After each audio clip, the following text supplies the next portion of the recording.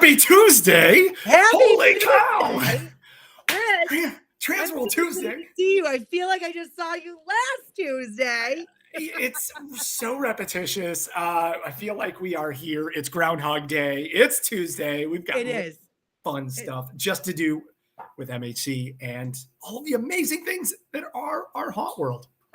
Okay, so not only that, but I just got to give us like a quick shout out. Actually, I was just reading a meme that I find is absolutely hilarious. That basically, hold on, I just lost it.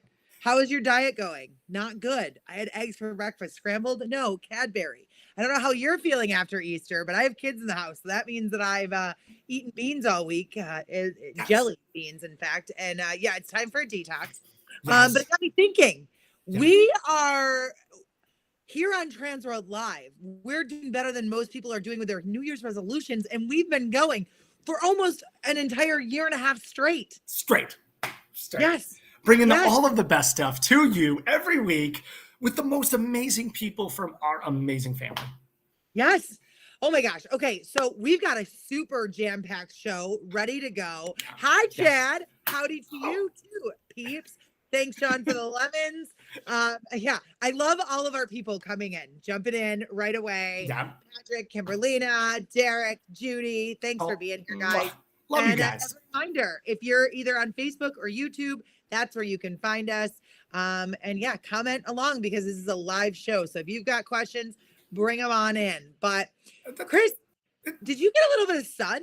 I did get a little bit of sun because holy cow, as we were just talking about, we went from winter to summer in one day, like real one fast. bounce, just real nice. So Easter was really nice. Got to soak up a little bit of rays here in the beautiful Chicago area. I didn't get to go to Florida or Puerto Rico or Hawaii or anything fun, but no, we got it same in the East Coast and it was gorgeous and beautiful and I loved all of it. Yeah. So, yeah. Oh my God. How was your birthday weekend, by the way? All of the festivities. So it was really good. Yeah, we celebrated a lot. My men brought me out on a themed day that they chose. It's very riveting, very exciting. We saw the new Mario movie. So that was great. Actually, highly recommend. And then they also took me out for a steak dinner. I don't eat steak, but I did go out for the steak dinner at a little place called Texas Roadhouse. So, you know, when you've got kids involved, that nothing but the best. You gotta make it easy. Exactly. It's free refills on drinks. So. And those cinnamon buns, like amazing. Yeah. The butter. Oh. Exactly. I'm with you completely. When you all are craving that later this week, you can thank Nicole. We are hooked. Yes. So what did you do this weekend? Did you sit around and wait for the Easter Bunny to show up or did you get out there and do something spooky? I wish I did. Honestly, I had an awesome weekend. I got a chance to celebrate by the only Easter-themed Chicago haunted house.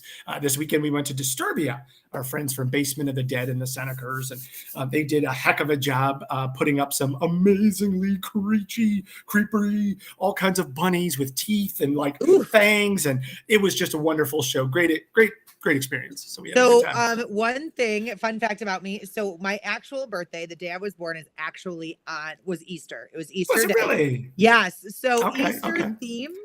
It's really funny because as a kid, my nickname was Bunny. But I also stay away from them because I do find the creepy Easter Bunny to be absolutely terrifying in so many ways. So I give big props to anybody that did an Easter themed event this past weekend. So it is fun when you see kids. Like kids kind of accept Santa Claus for the most part, but the Easter Bunny, maybe because it's a fully enclosed face or whatever, like kids, the youngest, they just tears. And like at our family party, my dad dresses up as the Easter Bunny and every kid is just terrified. Yeah. So, Well, oh my gosh. So making great memories, right? 100%. Speaking of making great memories, we are going to be here making memories with all of you from every Tuesday from now until the end of time. Just kidding. Till at least MHC, because right now we're on the road to MHC. So every episode that we're bringing you has a little bit to do with the Midwest Haunters Convention coming up in just 58 days. Can you believe that? And No, I want to can't. give credit to our good friend Chris Roosh. He just signed up for the bus tour, which we're going to talk about a little bit later. And guess what bus he picked? What bus did he choose? Number 1. Yeah, he did. That's right. Welcome to bus number 1. Yes. You're getting a prize. Just kidding. But I still have all like my tater themed things. Of course, get all of the details right here every week, but MidwestHauntersConvention.com. If you haven't already, June 8th through the 11th at the Donald E. Stevens Convention Center here in Rosemont. Come hang out with all of your best friends and have the best time. Yes, come join the party. Literally. Now, we got a lot on that. But Chris, we have people joining us tonight. We have not us. Who's coming to hang out with us? We have a mega show tonight. I mean, of epic proportions here. Of course, we have the amazing, gotta use that wonderful adjective. I love it. Paul Lanner from Hunters Against Hate. So we're going to be talking to him a little bit later. Of course, then we're going to go hang out with all of the amazing people that you have known for years from Haunters Hangout. We're Love those guys. Doing a huge deep dive with them later in the show. And some breaking news, I hear. And we always have breaking news. Yeah. I mean, this is the only place to get it. But we are going to start tonight with an industry legend. You know him. You've seen his face on numbers of commercials and works. He has spoke. He has taught. He has educated. He has designed and guided. Of course, I'd like you could only be talking about one person, right? To bring in our good friend, and very excited to have him back on the show. Our very own, the one and only, Mr. John Laflamboy from Zombie Army Productions. There he is. What's up? Oh no. Can he hear us? Oh no. He can hear us. He can hear us. We can't hear him. We cannot hear him. What? Oh no. We can read your lips though. All right. So interpreting for no, I'm just kidding. Transworld Live is the best. All right. Oh, I was trying to guess. All right. He'll be back in just a minute. Just 2 seconds. Robert's going to make his magic happen. Robert awesome. will make magic happen. But now, Chris. Yes. You got into a little bit. You can at least give us a little bit more about John really quick. Absolutely. Before he gets on, how long have you known John? I have known John. He is probably the longest person I know in this industry. There's probably a few others that are in that same realm. John and I think we met in 97 or 98. I can't quite pin it. Maybe John can.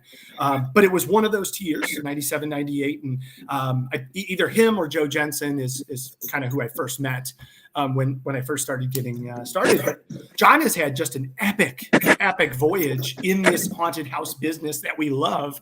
And he could tell you a little bit more about it. But we all know him from such a wonderfully, kind of legendary attractions like Statesville Haunted Prison, which had a wonderful 25-year run. Hell's Gate Haunted House, which is a brand new mystery mansion in the middle of the woods. It's gorgeous, and I can't wait to talk all about my most recent experience there. I know I'm very excited for John to come on. I know that we're working through those tech issues right now, guys, so he'll be back in just a moment. He has his own behind-the-scenes reality TV series called Days of the Living Dead, which is just masterfully filmed. He has such intelligent, creative people around him that are building something so beautiful that we can all feel like we are in the trenches with him and his crew, watching all of these, wonderful creations come to life. So besides that, they do music videos and promos and zombie proms, and they have a ghost hunting mobile app that while you're waiting, and I want John to talk about this a little bit more, but while you're waiting at your haunted attraction or any haunted attraction, you can use your phone because everybody's going to have their phone in their hand, and you literally can trap ghosts. It's pretty awesome. And that can be customized. I feel like I'm a salesperson for them. No, you're doing great. You're doing great. So actually this is a question I know you can answer. Where can people watch Days of the Living Dead? So anything that John does, it is all zombiearmyproductions.com. It's kind of that one place where you can link off and see everything. So you can see his attractions. You can certainly see the web series, get links to all of the YouTube pages, the Facebook groups, Instagram, everything that they've got going, courtesy of their amazing partnership with Sinister Creations, of course, I was just and going Mr. to say, Chad Savage. who produces that? Oh, yeah, love it. All right, so we're gonna give it another second to work through those tech issues and get John back on because he is in high demand. He's got a lot of fun. Oh yeah, right. Yeah, right.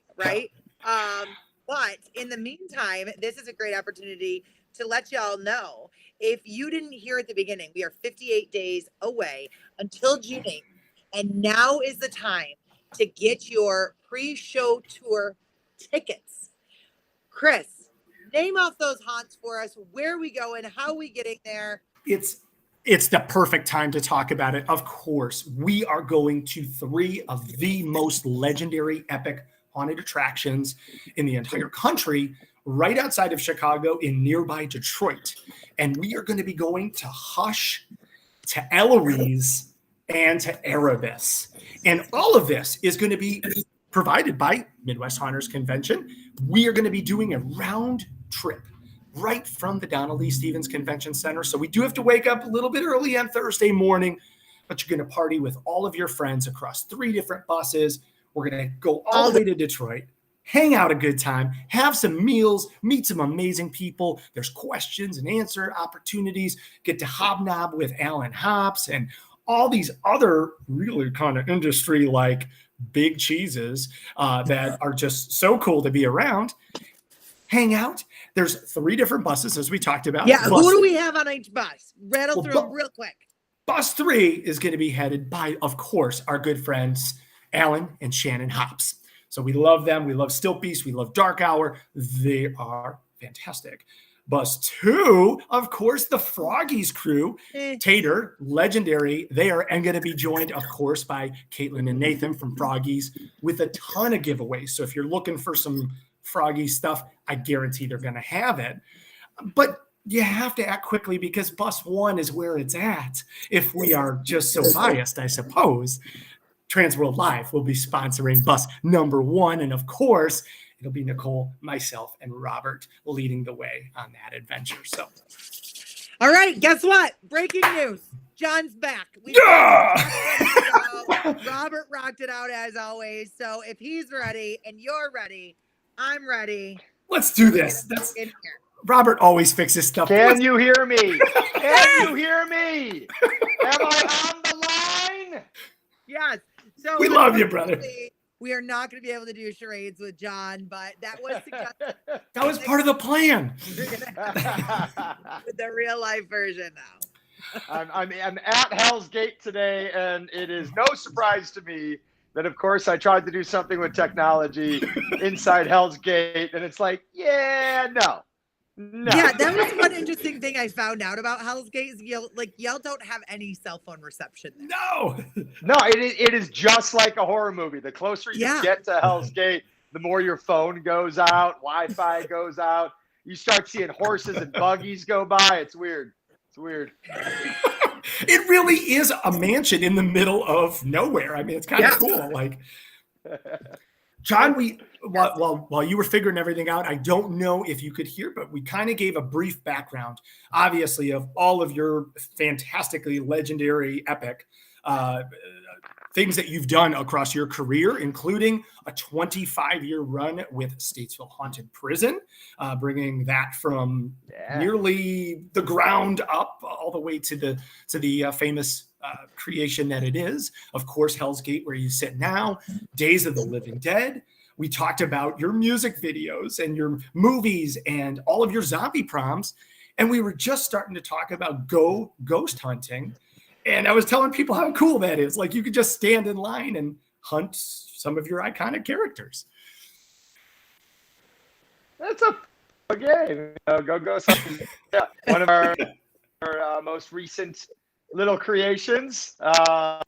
Like most things, just kind of was in my head and I needed to get it out of my head. So we created an app that was fun. I got to hang my actors on harnesses and spin them around in front of a green screen, put fans on them. It was fun. It was a good time. So now, okay, so those that don't know, okay, so you had Statesville, you've got sorry, I saw something else over here. Days of the Living Dead, you've got the haunted house, but you also have something that you guys do throughout the rest of the year. Am I correct? We do lots of things throughout the rest of the year. So yes, but that's a very vague question. I'm not answering it. Okay. All right. But Legendary Action Park or Adventure Park, do you know anything about that? Yeah, I know a little bit. Yes.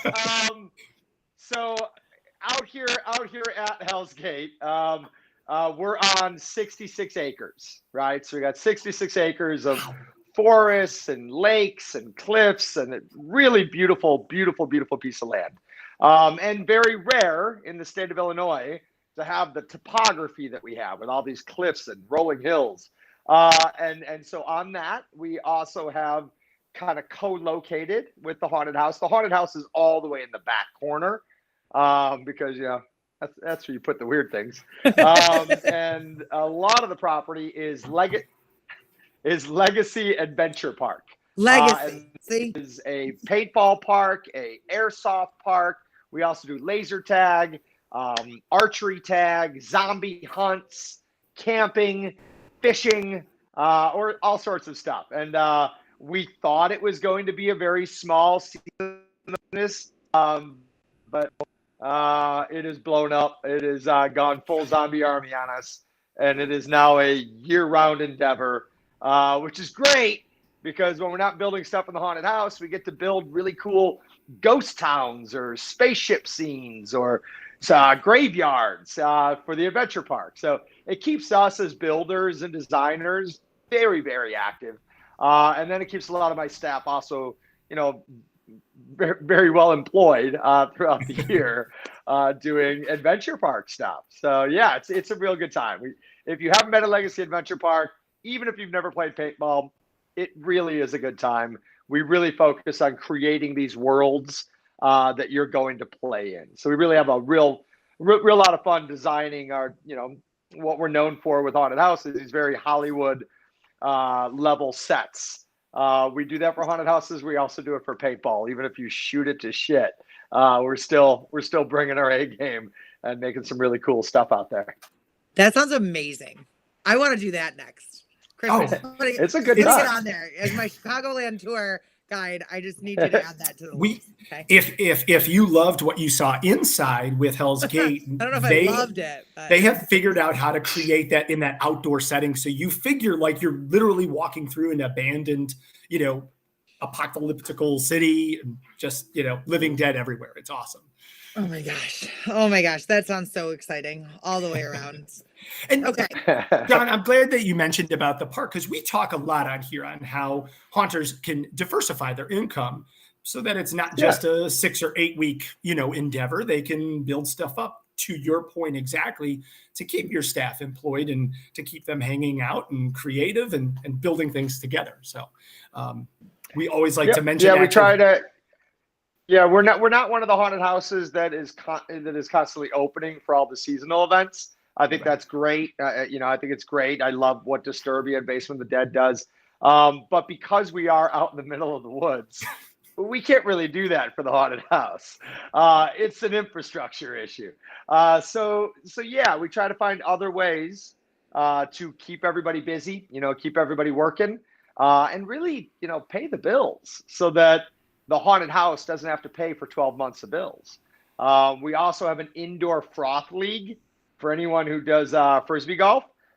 We run a very large, or host, I should say. We host a very large indoor froth league in the winter months out here as well. Okay. And that's a good time. I mean, every Friday night, we got 150 people drinking beers and throwing Frisbees. Now, Nicole, wait, I'm going to blow your mind. How many people do you know that get married in a haunted house? One of the things we do that too. Hell's Gate does is weddings and parties. So I can totally see that. I Yeah. can answer that question though. We've had 2 at our haunt. But Nice. it's very rare. It is very rare, and it's a big operation. But I bet you guys do an amazing job there with the space. Like, not to mention, if anybody out there has never been to Hell's Gate, put it on your bucket list right now, because it is a work of art in so many ways. But also the way that you guys have utilized the space that you have is just genius. Like, I have never been to another attraction that has as much thought that goes into the crew space as you have put into the customer space. And it is just incredible. And I'm saying that from going one of the very first years that you guys hadn't even opened for your season yet, because you opened your doors for the escape people to come in. Right. Like, sitting here counting, I'm like, was it 2016, 2017, something around there? Yeah. And then I think it was 15. Also, I think it was 15 maybe. was it 15? Yeah. It might very well might have been. Like, it was a long time ago. And just absolutely incredible in just so many ways. But that kind of tailspins to our next question, because that design is not on accident. It wasn't like John woke up one day and was like, let's open a haunt, and I think we should do it this way, and we should, make sure there's this much space to warm people up.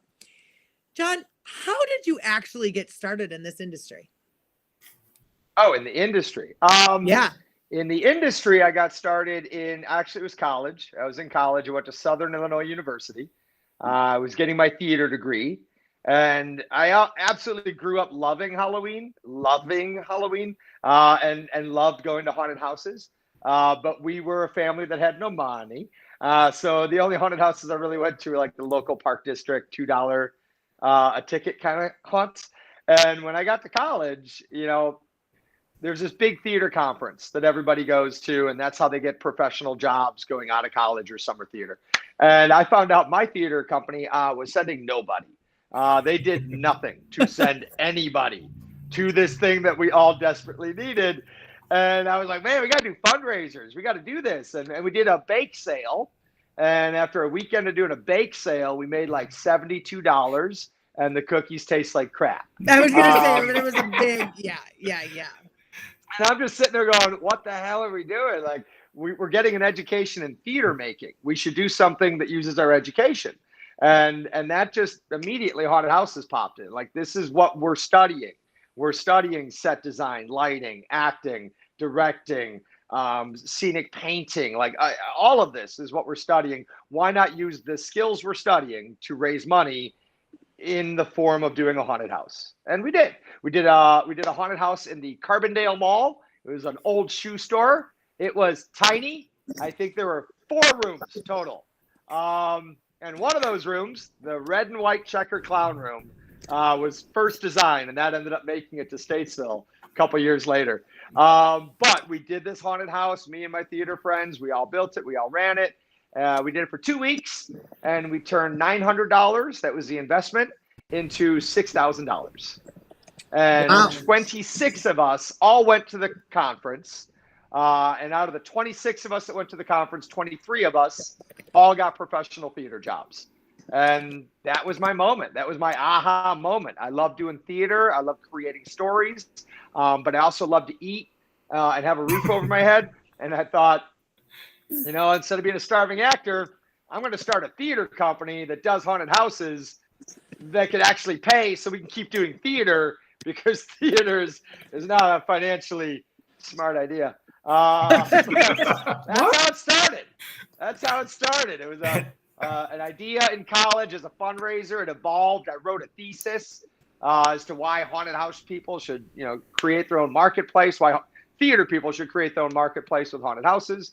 I graduated Southern Illinois University, my paper in hand, and I was very lucky to meet Paul Siegel. And that was my first talk with someone. I ended up out on the farm checking out his building and his hayride, and I was in Statesville from 1998 until 2021. It's crazy. Wow.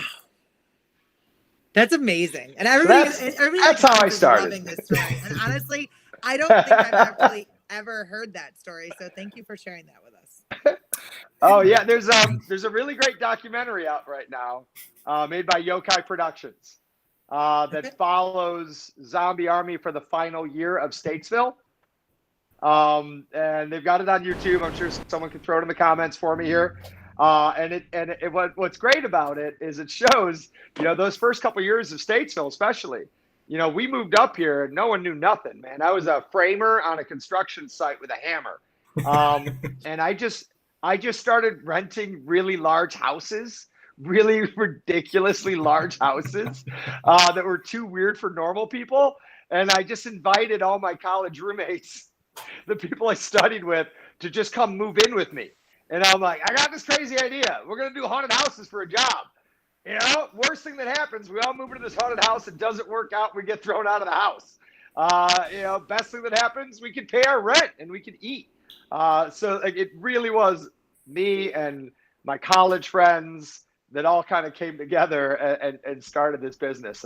All living in a house like the Muppets. That's amazing. Crazy days.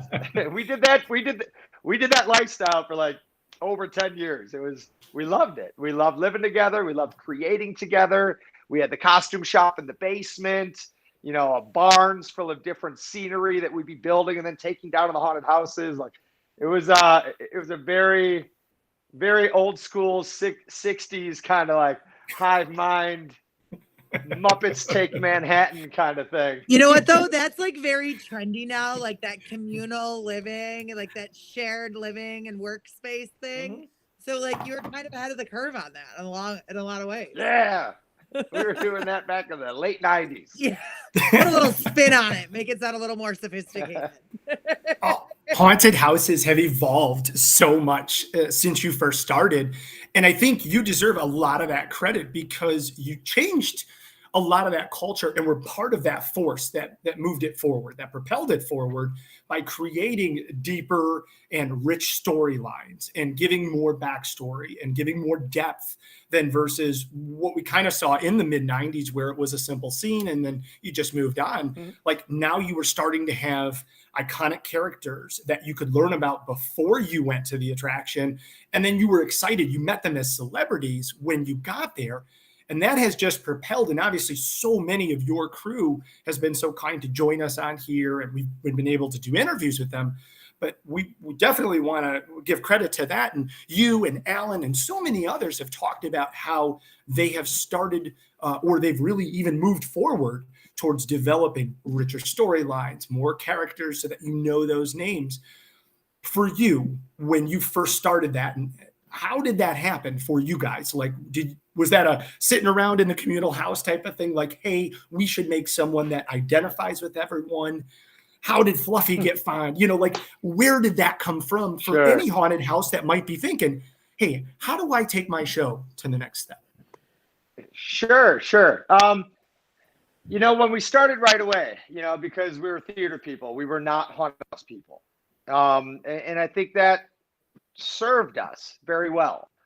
We didn't have any preconceived notions of what a haunted house should look like. And honestly, we didn't go to any. Like I said, we were poor. So maybe the $2 haunted houses at the Park District or that crazy ass haunted house from the 1950s that time forgot at Indiana Beach. But we didn't know any better.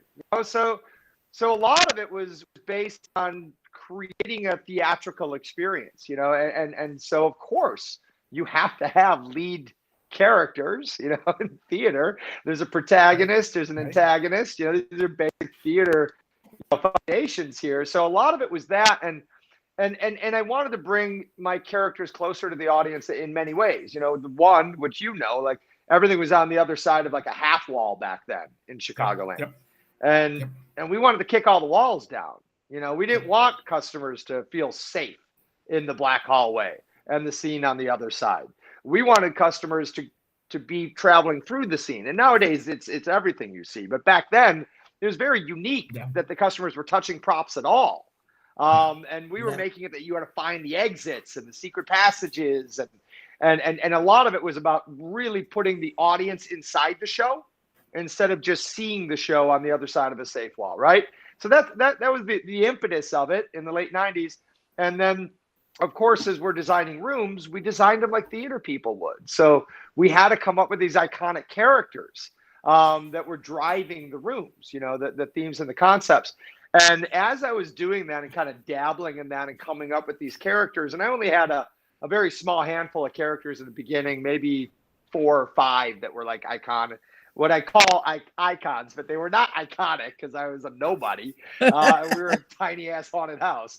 But they were my icons, and I kind of built them up. And back then I was calling them my principal characters, right? My Makes lead sense. characters, very right. theater terms. Yeah. And then I tell you what, then I saw the movie 13 Ghosts with Tony Shalhoub, the remake. Yep. And what was that? The year 2000, maybe 99, 2000. That movie came out. And I remember getting the DVD, and I remember I was watching it. I think I was like still sleeping on my dad's couch at the time. And I remember watching the DVD, and this is all gonna like blow kids' minds. DVDs for one, with special features. Wait, which app is that on? This is a new thing. This didn't exist back then, man. So I'm like, what do you mean behind the scenes? Yeah. And I remember going down that rabbit hole of the 13 Ghosts DVD, and it was in that DVD that you got to go through the Juggernaut, and each one of the characters of all 13 ghosts, right? Yep. And there was a little picture and a little bio and a little video, and I was just, I was so excited. I was just like going through each character and each design, and I felt so fulfilled as an audience member to get all of this after the movie, because the movie's only an hour and 45 minutes. Yeah. But now I'm spending hours learning about these characters, and I just felt so lucky and so engrossed with it all, and so endowed with all of this story, and I just thought it was the greatest thing. And I sat there going, like, one, why don't other movies do this? Because I didn't know other movies that did that. Right. And right away I jumped the shark, and I jumped the shark immediately and just went straight to, wait a minute, why don't I do this? Why aren't I doing this for my haunted house? And back then, you guys all remember websites for haunted houses were shite. They were like orange background color, and it was the haunted house and like literally a map of where it was located, on the highways, and maybe the dates, and that was it. There were 1-page, 2-page things, very simple. And so I met with some people, and Chris, you were one of those people back then, to develop an interactive website.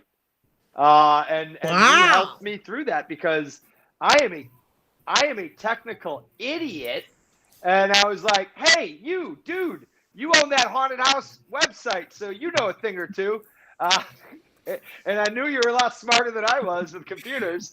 And so you helped walk me through creating this world that I can imagine, but I could not build. And so we built an interactive experience for the Statesville website. And this is way back in the early 2000s, where this just didn't exist. Yeah. And you could go through, and we created a room where there are all these Easter eggs and maps and storylines, and things would open and close, and the customers would stay on these pages and explore and learn about the characters and watch the characters' bios and their videos, and people would stay for hours on our website. And so it was a way to kind of pair and mirror, in real life, at the location, we were taking our customers and we were putting them in the movie, right? You're not just watching the movie anymore, you're in the movie. And that was a main, thrust of what we were trying to do there. And then to mirror that and pair that with at home, when you're in your home, we'll then take our movie and bring it to you in your home or your office or your school to kind of learn about the story. And I really felt like it wet the beak, it got the blood moving, it got people thinking about the show before they ever started driving down to my show. So Yeah. Oh, that was a long time ago. A long time ago, Chris. A long time ago. Wow, you guys. Okay, so like while you're talking about that, I just have to add this little personal note. You got me thinking. So the movie The Others did this too. It came in like a 3-disc set back in the day. Yep. And it gave like this whole in-depth thing about like how Nicole Kidman got in the character. All this. Yeah. I just remember that movie influencing me in so much of my creative choices later on in life, literally because it had 2 extra discs of content. And it was like, it was just a huge deep dive. And I do very much miss that productions used to do that. Again, that was back when, productions used to be 10 months in the making, and now they make them in like 36 days or something crazy. Yeah. That was awesome. Right. That's a great, and everybody's loving these stories. Like, this is great.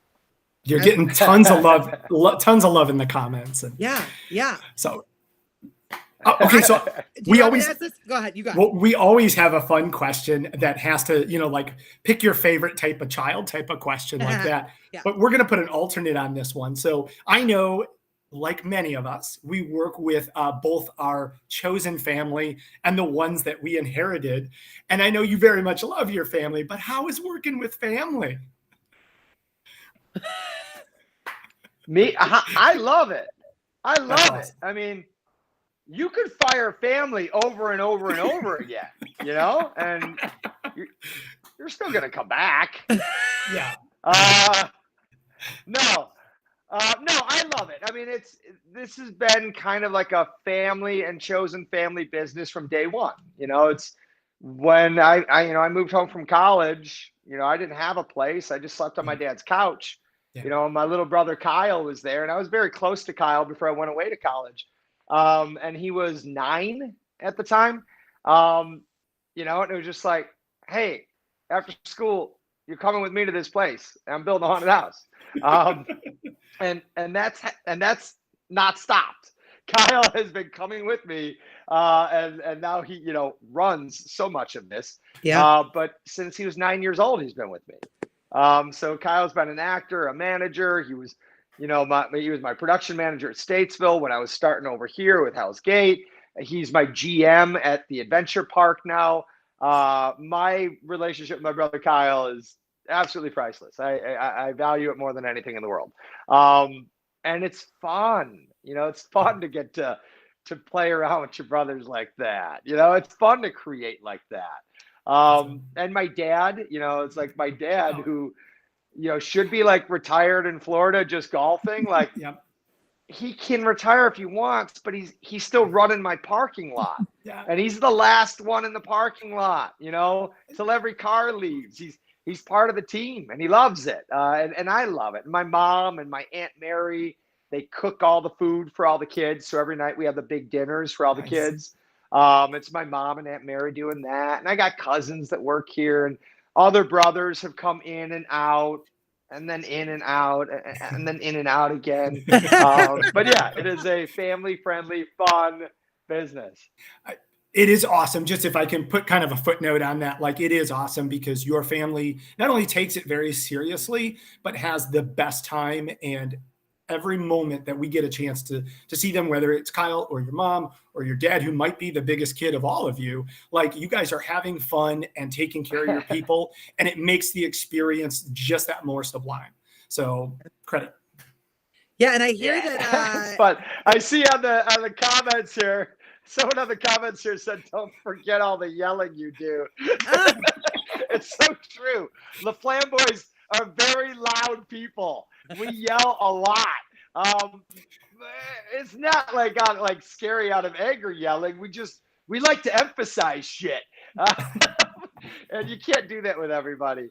But like, I could scream across the building at my dad, I'm gonna kill you! And everyone else may think it's a problem. My dad is giggling. we have fun. We yell at each other a lot. I love that. Well, and I also, this is already commented here, so I want to share that. And there is the next generation of haunters that has started in the Laflamboy family. Is that correct?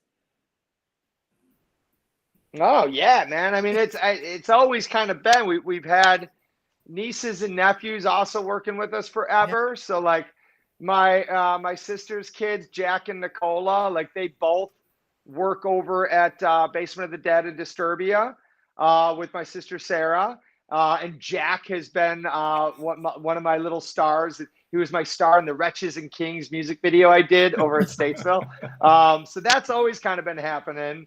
And then you've got Sarah and David's kids, who basically are like growing up at Disturbia and Basement of the Dead and dressing up. And I mean, they're always in the costume contest at Midwest Haunters. So those kids, they're in the business. And now Kyle and Audra have Ziggy. And little baby Ziggy's at Hell's Gate all the time. Ziggy may be here more than I'm here these days, because I'm doing some theater in Chicago right now. And it feels like Ziggy's always at Hell's Gate. I'm starting to feel like he's eyeing my desk already. He's only 5 months old. Just claiming stakes. Just The other moving in. ones, they have their own haunted houses. Ziggy needs to make sure he has his. Yeah, that was actually a fun fact that I found out from Sarah. I was like, wait, are you kidding me? Like you guys are all haunt royalty in Chicago, and you're like just stake and claim all the way around. So fun. Well, we always love talking about where I love how sorry, I'm looking at your comments. I try never to do this, but Chad Savage, John, she's talking about Ziggy. I know, Chad. I know. But I have other nieces and nephews that need love too, okay? All right? We're not just going to forget about all the children just because Kyle and Audra had a baby. It's adorable, but there are also other children that need love, Chad. And Chad, that's exactly why I said it that way, because I wanted to make sure that it gave a segue to be able to talk about the other ones who, all right. Good, we got this. Oh my God, Don't worry about it. We all would not be here without Chad. But. We all have people that are listening to the broadcast in other rooms, and you could just hear the laughter. I know. Oh my God. So, okay, speaking of this is great because I got no time restrictions right now. This is fun. Speaking of work, though, and speaking of you. Speaking of Chad Savage. I'm never going to get to this next question, Chad, if you keep it up. So. Let's talk about your experience this year at Transworld 2020. Yeah. How was it? Oh God, it was a great show. Exhausting, but exhausting because there was so much to do. I had a great time. I mean, I always have a great time at Transworld, though. I say the same thing over and over every year, but it's because it's true. Like, it is the beginning of our year. It is the thing that inspires us. It is the getting together with your friends and family from around the country. It is the, being a kid in a candy store. It is the reason I break my budget every single year. Transworld, man. Nicole can it's like, and I testify come to home that. from it, and I feel like I need a vacation from it, man. It's exhausting. But I had a great time at Transworld. And I, of course, broke my budget again, and mainly because of Doug at Fright Props doing a kick-ass job taking over Adam Johnson's Poison Props. Yeah. You exhaust me with your awesomeness. So I bought a lot of that. Yeah. Oh my God. Well, obviously, you have been one of the biggest proponents of when MHC was purchased by Transworld and we brought it to Chicago. We're coming back. It's 2023. We are now back at the Donald E. Stevens Convention Center for a second year. What are you most excited about with MHC right around the corner? MHC, there's a lot to MHC that I love. The pre-show tour, a huge fan. And especially all the MHCs I've gone to for so many years, right? I've seen so many amazing haunted houses on those tours. The pre-Transworld MHC, when it was in Columbus, I mean, the first place I ever got choke slammed was at Haunted Hoochie. I didn't know what you were going to say there for a second. Houses. I got nervous. Good. Be nervous. Stay nervous. I love MHC for all the reasons. I mean, even when the riot police came for me, I mean, that was a tough night, but still a great memory. But now in this new evolution of it being in Chicago, yeah, I mean, what's not to love? I mean, especially since it's like 12 minutes from my house. Love that. But beyond the haunt tours, and the haunt tours are fantastic, I had so much fun on my favorite bus 3. Yeah, Okay. Shannon. All right. Yeah. Okay. Yeah. Yeah. And Um, for those that didn't know, John prefers napping and knitting, and that's okay. That's okay. Yeah. yeah. You should have seen the sweater. You should have seen the Oh. sweater I knitted. It was amazing. It was a good one last year. I It was a learned great. crochet. Actually, so many there is skills. a very nice So many picture skills. of you, Alan, and Shannon. It's a very great picture, and we've used it on a bunch of the marketing. And every time I see it, I'm like, you know, this picture does paint bus number 3 in a very good light. Robert and Nicole and Chris are going to need to get together for a really heartwarming photo like this in order to be able to compete for bus number 1. We'll have to make. And I guess, you know, my love for bus 3 starts with my distrust for bus 2. It starts there. I think we can all agree on that. We can all distrust agree. Just really, yeah. Just the skeptical eye I got to keep on Tater at all times with bus 2 is what led me to the arms of bus 3. But also I was very fortunate. I literally got to sit with Shannon and Alan for an entire day, and I have no idea what happened behind me in any of the other seats. There it I really is! don't care. Yes. I got to have. I got to have an entire day with those two beautiful human beings, and I paid just to drive around in a bus all day with those two. I don't even need haunted houses. Just those two. So, anyway, bus tours. To answer your question, bus tours are great. But what I like about Midwest Haunters, and what I really like about what's happening here, right? You know, we had the 1 year before the pandemic, and then we had last year. We haven't had this consistency yet, right? Where every year. But what I love seeing what's being developed here is the Haunters Row. You know, this haunted house Chicago area where the haunted houses of Chicagoland are all together, and all their actors are there. Not all of them, but I think, what is it? Most of those haunted houses get like 50 tickets to give to their actors and everything. Yep. And what it does is it creates this thing that I find to be incredibly unique of Midwest Haunters that I do not see at any trade show for any industry. Is, you know, typically when you're on a trade show, you check out the trade show floor, you check out your stuff, and then you go somewhere, right? You leave the floor. Maybe you go back, you know, maybe it's a real big trade show floor like IAPA. It takes a couple days. But it's always about leaving the floor. Maybe you come back later. And as a vendor, I hate it because everyone leaves the floor as soon as they're done seeing it. What I love about MHC is this Haunters Row is creating this community space where all these actors and customers and creators and enthusiasts and home haunters, like, they're all kind of hanging out together for the whole day or the whole weekend. And the stage, Chris, you do a brilliant job on stage with hosting the different games and ridiculousness and people putting stupid stuff in their mouths and then looking stupid. I love it. And we all get to hang out and kind of like laugh at our friends, cheer our friends, make fun of our friends.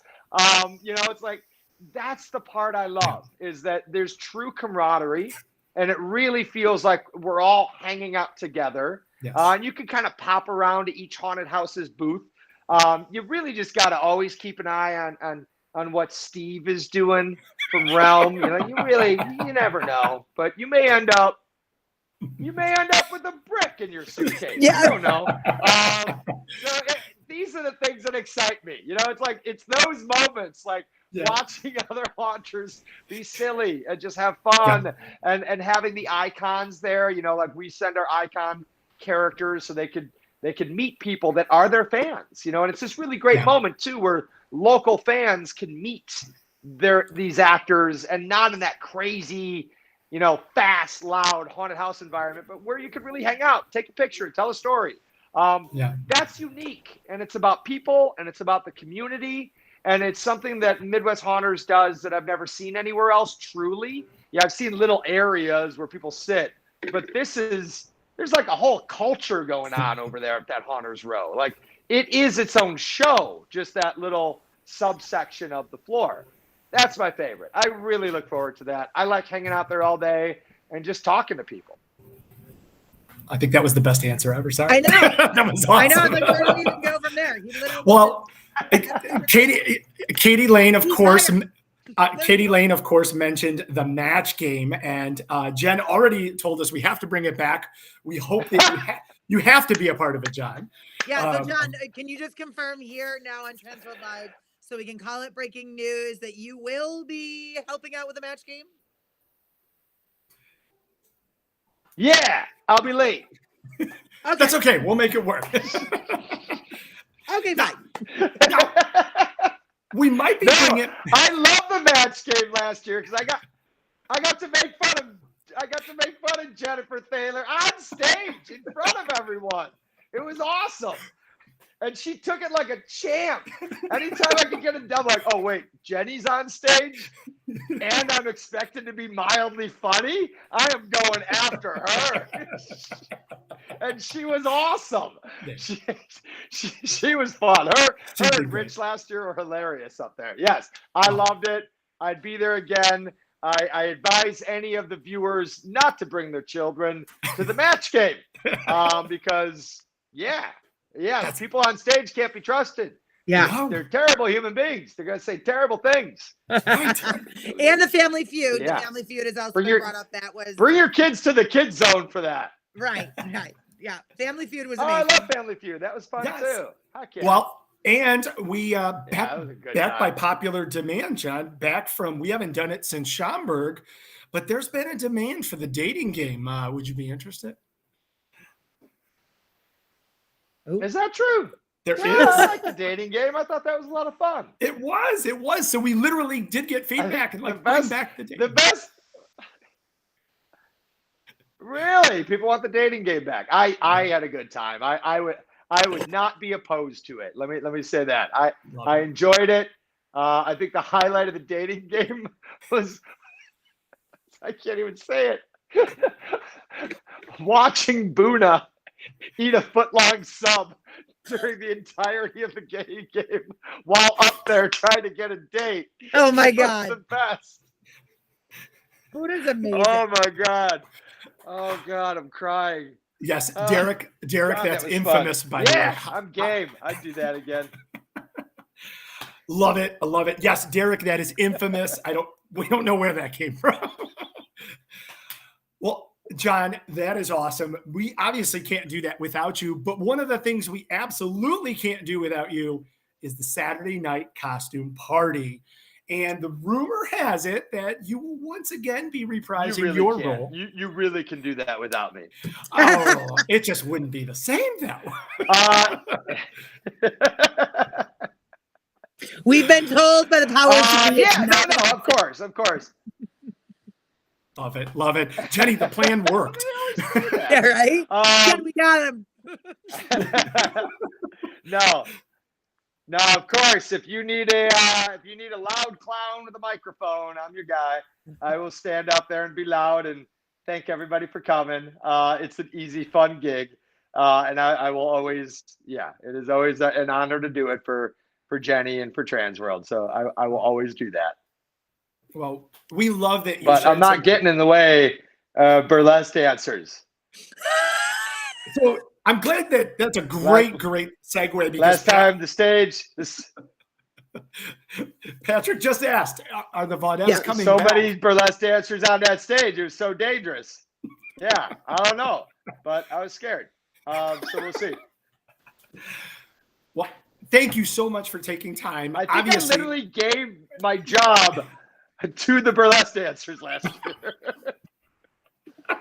So actually, okay, Chris, this is a great time to tell people, kind of break this news that there is going to be a little bit of a format change.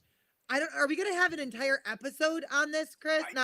We definitely are. Yes, okay. We definitely. Yeah, there's going to be some major changes to the event. We're bringing back some really great elements, adding some new elements, and then also just making sure the event as a whole. We took a lot of feedback with that, and stay tuned for more on that. Yeah, there's more. But yes, we can confirm John will be back for that. Tickets are now We did our available. job. Our tickets are now available. Yes. MidwestHuntersConvention.com. Yes. New idea. Zombie burlesque. If anybody's going to produce it, it'll probably be John.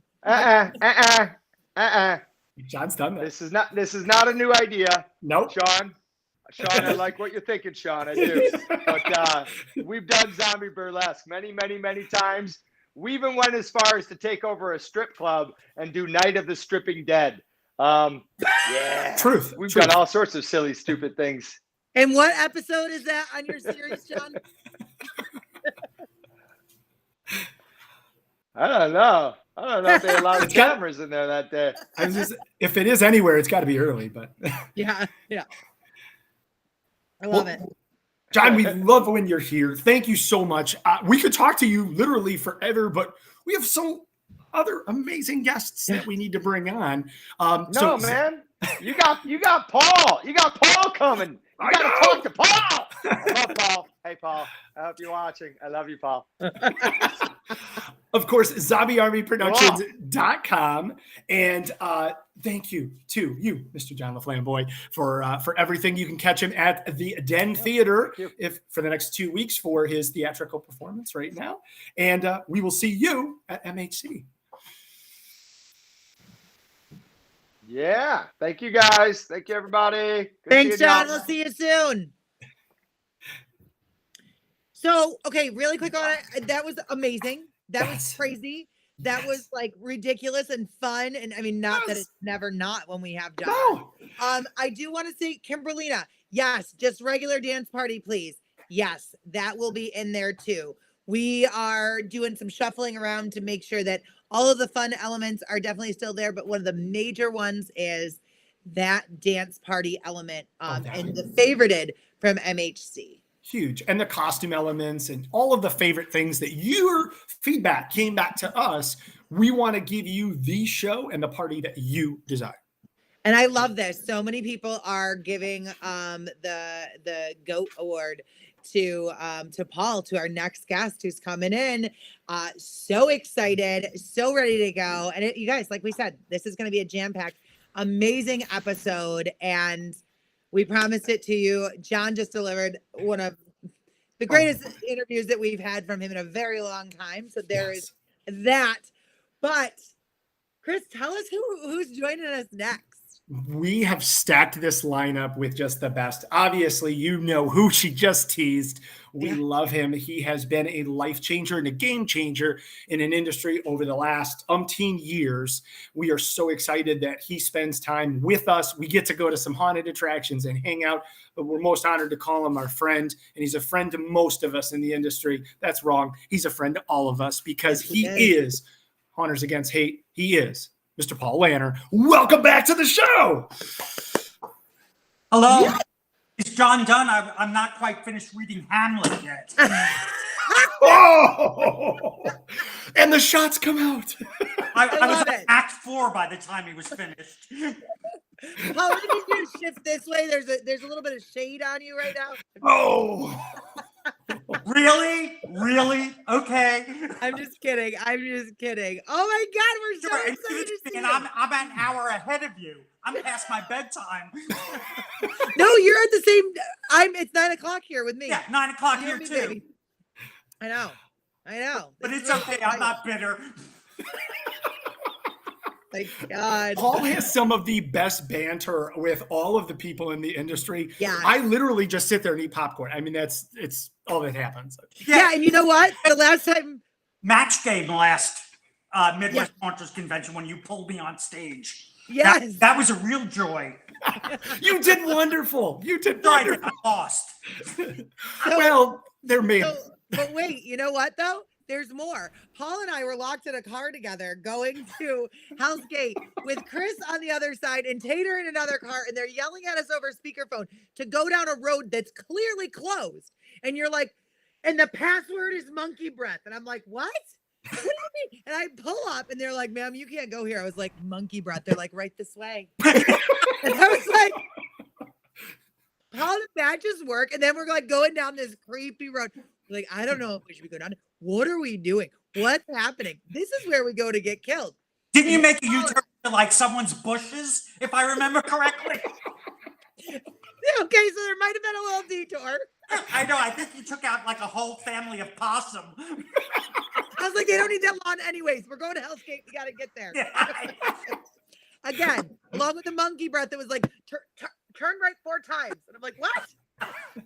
It was like a 5-minute trip that turns into like a 45-minute trip. Yeah, well, when you're hanging with me, sometimes we take detours. I didn't expect to be in Texas that night. Oh my gosh. Oh my God. Okay, so Paul, we have you on not only because we love you and not only because what you do for the industry is amazing. And for those who don't know Paul, Google, no, I'm just kidding. You have an amazing, amazing organization, Hunters Against Hate. But there's some breaking news that we're going to let you break. Okay, so as most people know, I do the Book of Haunters series, and my volume 9. I happen to have one here. Oh, look at that! I know. The Sisterhood of Haunters returns, and Blur Publisher decided they were going to have an Up in Lights competition nationwide. And on a whim, I was like, you know what? I'm going to submit the book. What the hell? Nothing ventured, nothing gained. Yeah. And I did. And on March 23rd, they informed me that I won the nationwide competition. Yeah, you did. There we go. And if you go down to 4 lines above the bottom 5, you'll see the legendary Nicole Ginsburg. Just pointing it out there. Yeah, Jen did send some notes here, Paul. Thank you for making her famous. That's And look at that stellar photo. Look at that. Well, they wanted a serious photo. So it looks like I'm getting ready to kill someone in this picture, which is perfect. Yeah, I love it though. It's seriously smoldering, really. It's the since the winning is I am going to be on the digital billboard in Times Square in New York City for a whole week. It is going to run for 15 seconds, 30 times an hour. That's amazing. Wow. For a whole week. Wow. That's amazing. And if you guys didn't know and you haven't gotten your volume 9, you're going to want to get it now, right, Paul? Right now, before it goes famous, especially with amazing content like this. Amazing, right? And if you buy your copy at MHC, I'll sign it for you.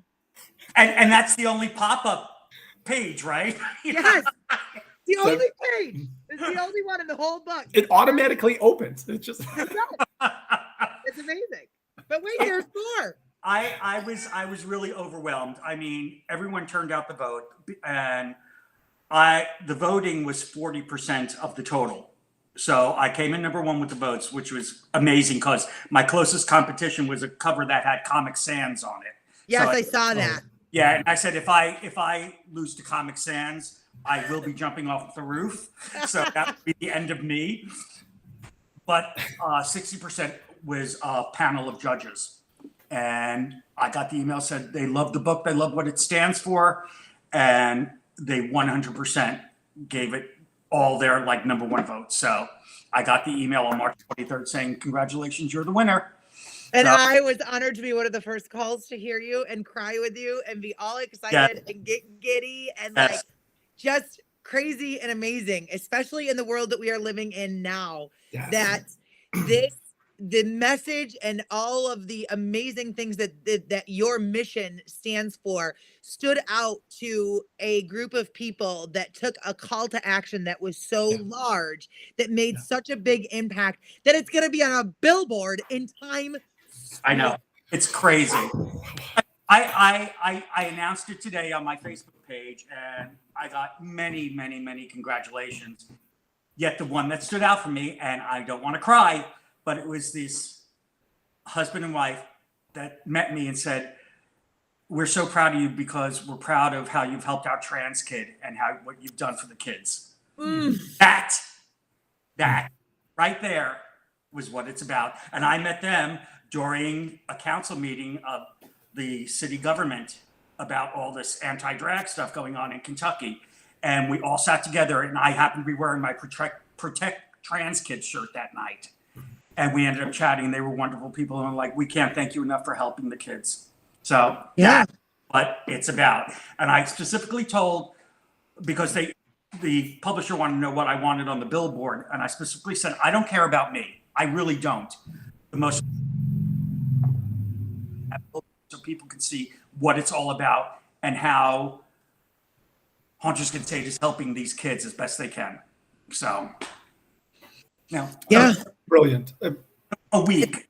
I mean, at the end of the day, there's still people attached to all of this, right? Yeah, and right. so many facets in so many ways. And your organization has shed light on something that, we hide behind darkness in a lot of ways, and we hide behind shadows.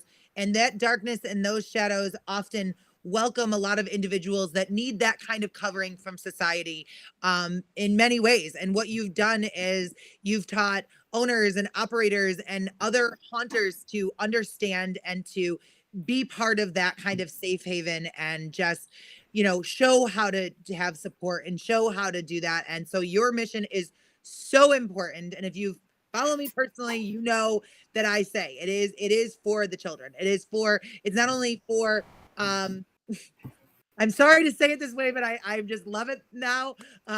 Legitimate children, but it's also for my own children to learn that, hate is out there and there are ways to combat that and to fight and to be part of the mission of we all deserve a place in this big, huge globe. Well, and the other thing I like too about this is, and I don't think it's ever been on a billboard in Times Square in New York City. Right. Anything about the haunt industry. So Never. To an industry I love dearly, and that's part of my family. Amen.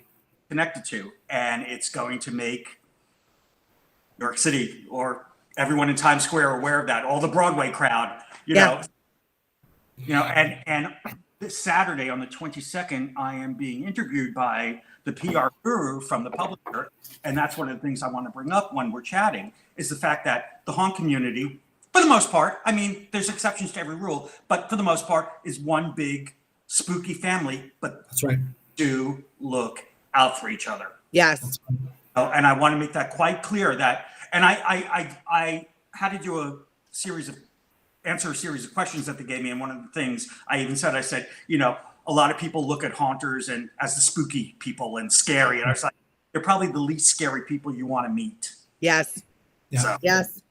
You're absolutely right. And I mean, I'm speaking to an audience that obviously knows all of us and you, and, and it was one of the biggest things we've pushed on here. And every single week that we would mention it, people would be like, thank you for reminding me to vote, or I already voted today and sent it to 10 people. And, and kept pushing that message, because I do think that we all really understand how big this is, not only from the haunt side, but also from the hate side. And, in a way, in an industry that we only really get to shine to the public in 1 month out of the year, this is it's really been a culture shift. And there's a lot of Halloween and a lot of love and a lot of things going on right now that Halloween can solve in some way. Well, it's the volume that also is featuring women haunters. How amazing is that, to show the strength of women in the industry? That's right. Powerful force to be reckoned with. Absolutely. Out of 5 books, it's the female haunters that needed a sequel, basically, because of how popular the first volume of Women. Amen. So, well, and there's Spooky Mama in case you didn't see her. I'm really good at marketing. Sorry. Remind me next time to give like the centerfold or something. Yeah, if you could just move these guys to another page, they definitely deserve their own. Oh my God! Just saying, look. Wow. Yeah, I'm just in case. I literally marched in after Transworld, and I was like, "Look, Mom, I made it!" There's another person that was in the book from Fearworm. And Laura, yes. Yes. And of course, I actually went over to her booth and she's like about to meet with someone. I'm like, no. And I grabbed her by the hand, grabbed her across the floor. I'm like, sign my book. Oh my God, I love it. I'm gonna find her while you keep talking. And yes, I will have volume 9s at Midwest Haunters Convention. Yep. That's the big question. And Nicole will be there. So I will be there. It'll be a great, Paul, you've impacted. Rubber stamp with your signature on it. Yeah, just. Yes. Paul, you have impacted, I'd love to say haunters from coast to coast, but truly all around the world. And you have been everywhere helping to protect and represent and really take care of haunt kids and make this family stronger and shine brighter. For you on a personal level, I know New York has a very, very special place for you. And you've been all over this place, whether you've lived there or traveled there. What can you say? How do you feel about coming back home to New York to celebrate one of the highest honors that anyone's ever gotten in our entire industry? I think the biggest thing for me is the fact that my parents aren't around anymore to see this. I wish they would be. That my mom worked in the Times Square area. She worked for Time Magazine. So she would have been overwhelmed and thrilled. And my cousin and my aunt, my only remaining aunt, I haven't seen them in about 15 years, and I will be seeing them on Thursday night, and they are coming into Manhattan on Saturday to see the billboard, and they'll be representing my family who's gone. So that's amazing. That's what it's about. Yeah. That's awesome, Paul. It's family. I really wish my especially my mom was still here, because she would be thrilled beyond belief.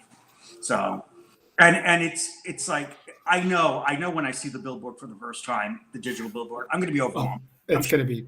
And it's that combined with being home after, last time I was home was when my father died 10 years ago. Yeah. So it's just going to be this cluster of emotions that's going to hit me all at once, I know. And I'm going to be like a babbling idiot in the middle of Times Square.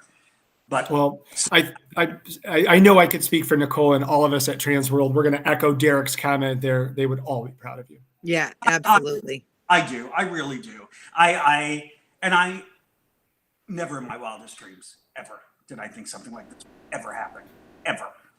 So, me. Well, keep dreaming, because amazing things keep happening and catapulting you into arenas that you never knew you needed to be in, but you do in so many ways. And just, my gosh. This industry couldn't be more grateful to all of the hard work and sacrifice and the dedication that you do every single day to make sure that everyone is represented, that everyone is heard, that everyone has a home. Yes. It's just you got to put some good out in this world. There's too much bad going on now. Too much. 100%. Yes. Now, just in case you were looking for more good, juicy tidbits, now, I almost feel like that DVD with a little behind the scenes fun thing. So here's Laura, the marketer. I found her. And just in case you were wondering, here's a fun, spooky thing. I'm on the back page. So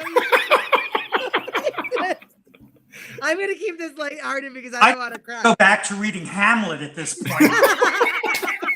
Or do you want to play Lady Macbeth, maybe? Yeah.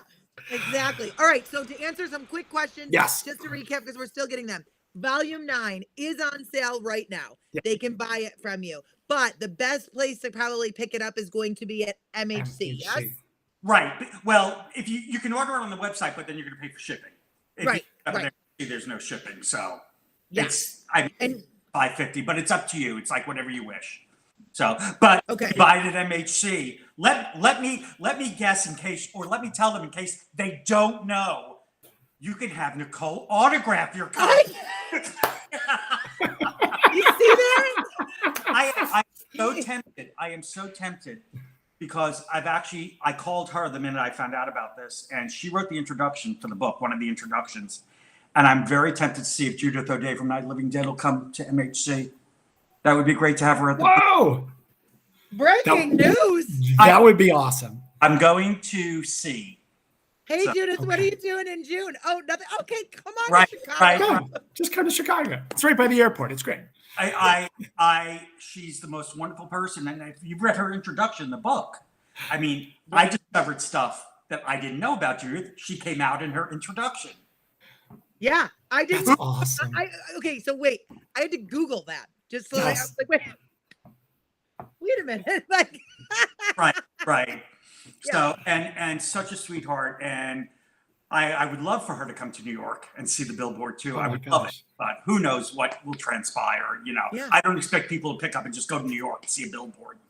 So Come on. What else you got? What else you got to do? Go get some good pizza, some lox and bagels and cream cheese.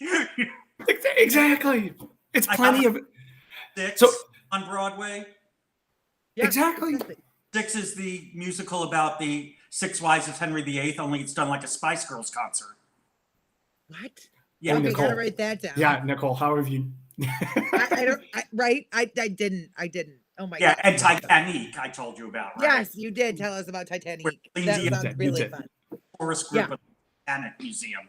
So yeah, that should be fun. All right, So- so now, go Yeah. ahead, Chris. You go No, ahead. you have 9 editions of books, and obviously this one is getting the most press because of Nicole. But this one is down. It's it's in lights. It's because when I got the email saying we weren't going to give it to you, but we saw that Nicole in there. And Exactly. We caught an episode of Transworld Live, and we were like, we have There we to go. do it. So she only got 1 page, and we were expecting a pullout. Right. We're gonna need it like Tiger Beat, like to get the- Exactly. That's exactly it. it. I love it. Um, Oh my god. So we hear that the 10th edition is being conceptualized right now. What can you tell us? Submissions for it. Volume 10 is going to be haunters and their pets. I love it. So either you can send pictures in of your pet in costume, Okay. or you in costume with your pet. Love it. So I just want to let you know that my dog's name is Sanderson, and my husband Jeremy has been trying to do everything he can to figure out a smart and fun way for him to hold Sanderson. And yeah, I've got some ideas, and he wants to be in costume because he's like, you have to be in costume. I'm a character. But you know what he said? He would do it if Chris does it with one of his animals. Well, maybe we should break some news then. To your comment and to Alex's comment, thank you, Alex, for being here. I was very, very honored to be asked by Paul to bring my dog Franklin, and we are going to be a part of book 10. So honored. So yes, tell Jeremy. And I've already pretty much confirmed the 2 people who are going to write the intro for Volume 10. First one being Linda Blair, because she runs her dog rescue. And I said this will be a case where Volume 10, part of the proceeds will go to her dog rescue, since it's about that. Absolutely, yes. Right. Absolutely. And the other person who was at my event, who it clicked, and I was like, how perfect would this be to get Mika Hughes, who played the kid in the original Pet Cemetery? You were like born for this job. Yes. You know what I mean? Like you're literally knocking it out of the park. Great. Oh my God. Like, not only do you have books like this that feature content, oh no, I almost just lost my marker, like this, but Next time, can we get this in 3D and everyone gets 3D glasses? absolutely. I approve.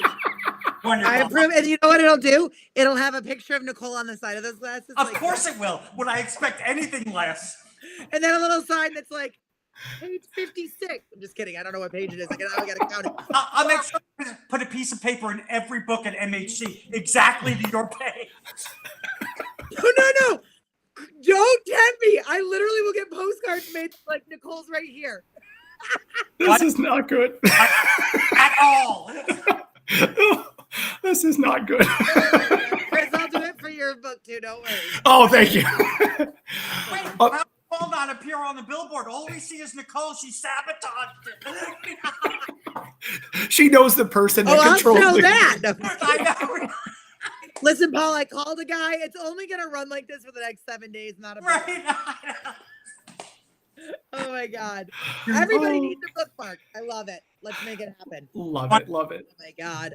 All right. So, Paul, we would love to stay and chat with you all day long. We really No, would. But I know that please, you've got to get no, back to I'm not finishing. Laflamboy. I don't need to be on here for like, 2 acts, 3 scenes, intermission, entree act, Like, Oh my God. But we have a very important question for you. Yes. okay. Will you help us give away a prize? Yes. Where? When? Right now. now. Right now. Okay. All right. So All right. in the host chat over Yep. on the side, you're going to type in the answer to this question. You're not going to say it out loud.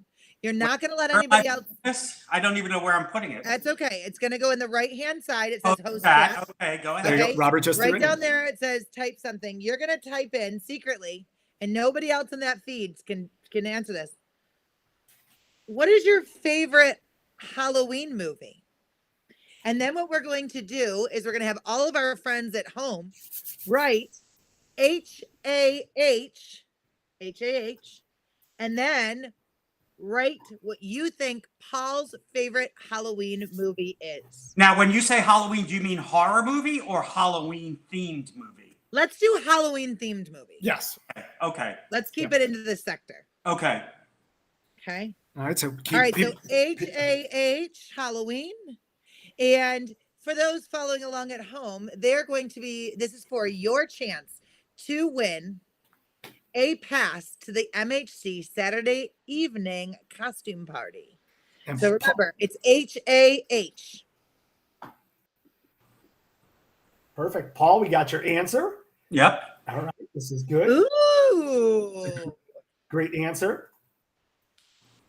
I think there's some others that are on here that might have this favorite as well. Mhm. It's a good choice. It's a good choice. It's a very good choice.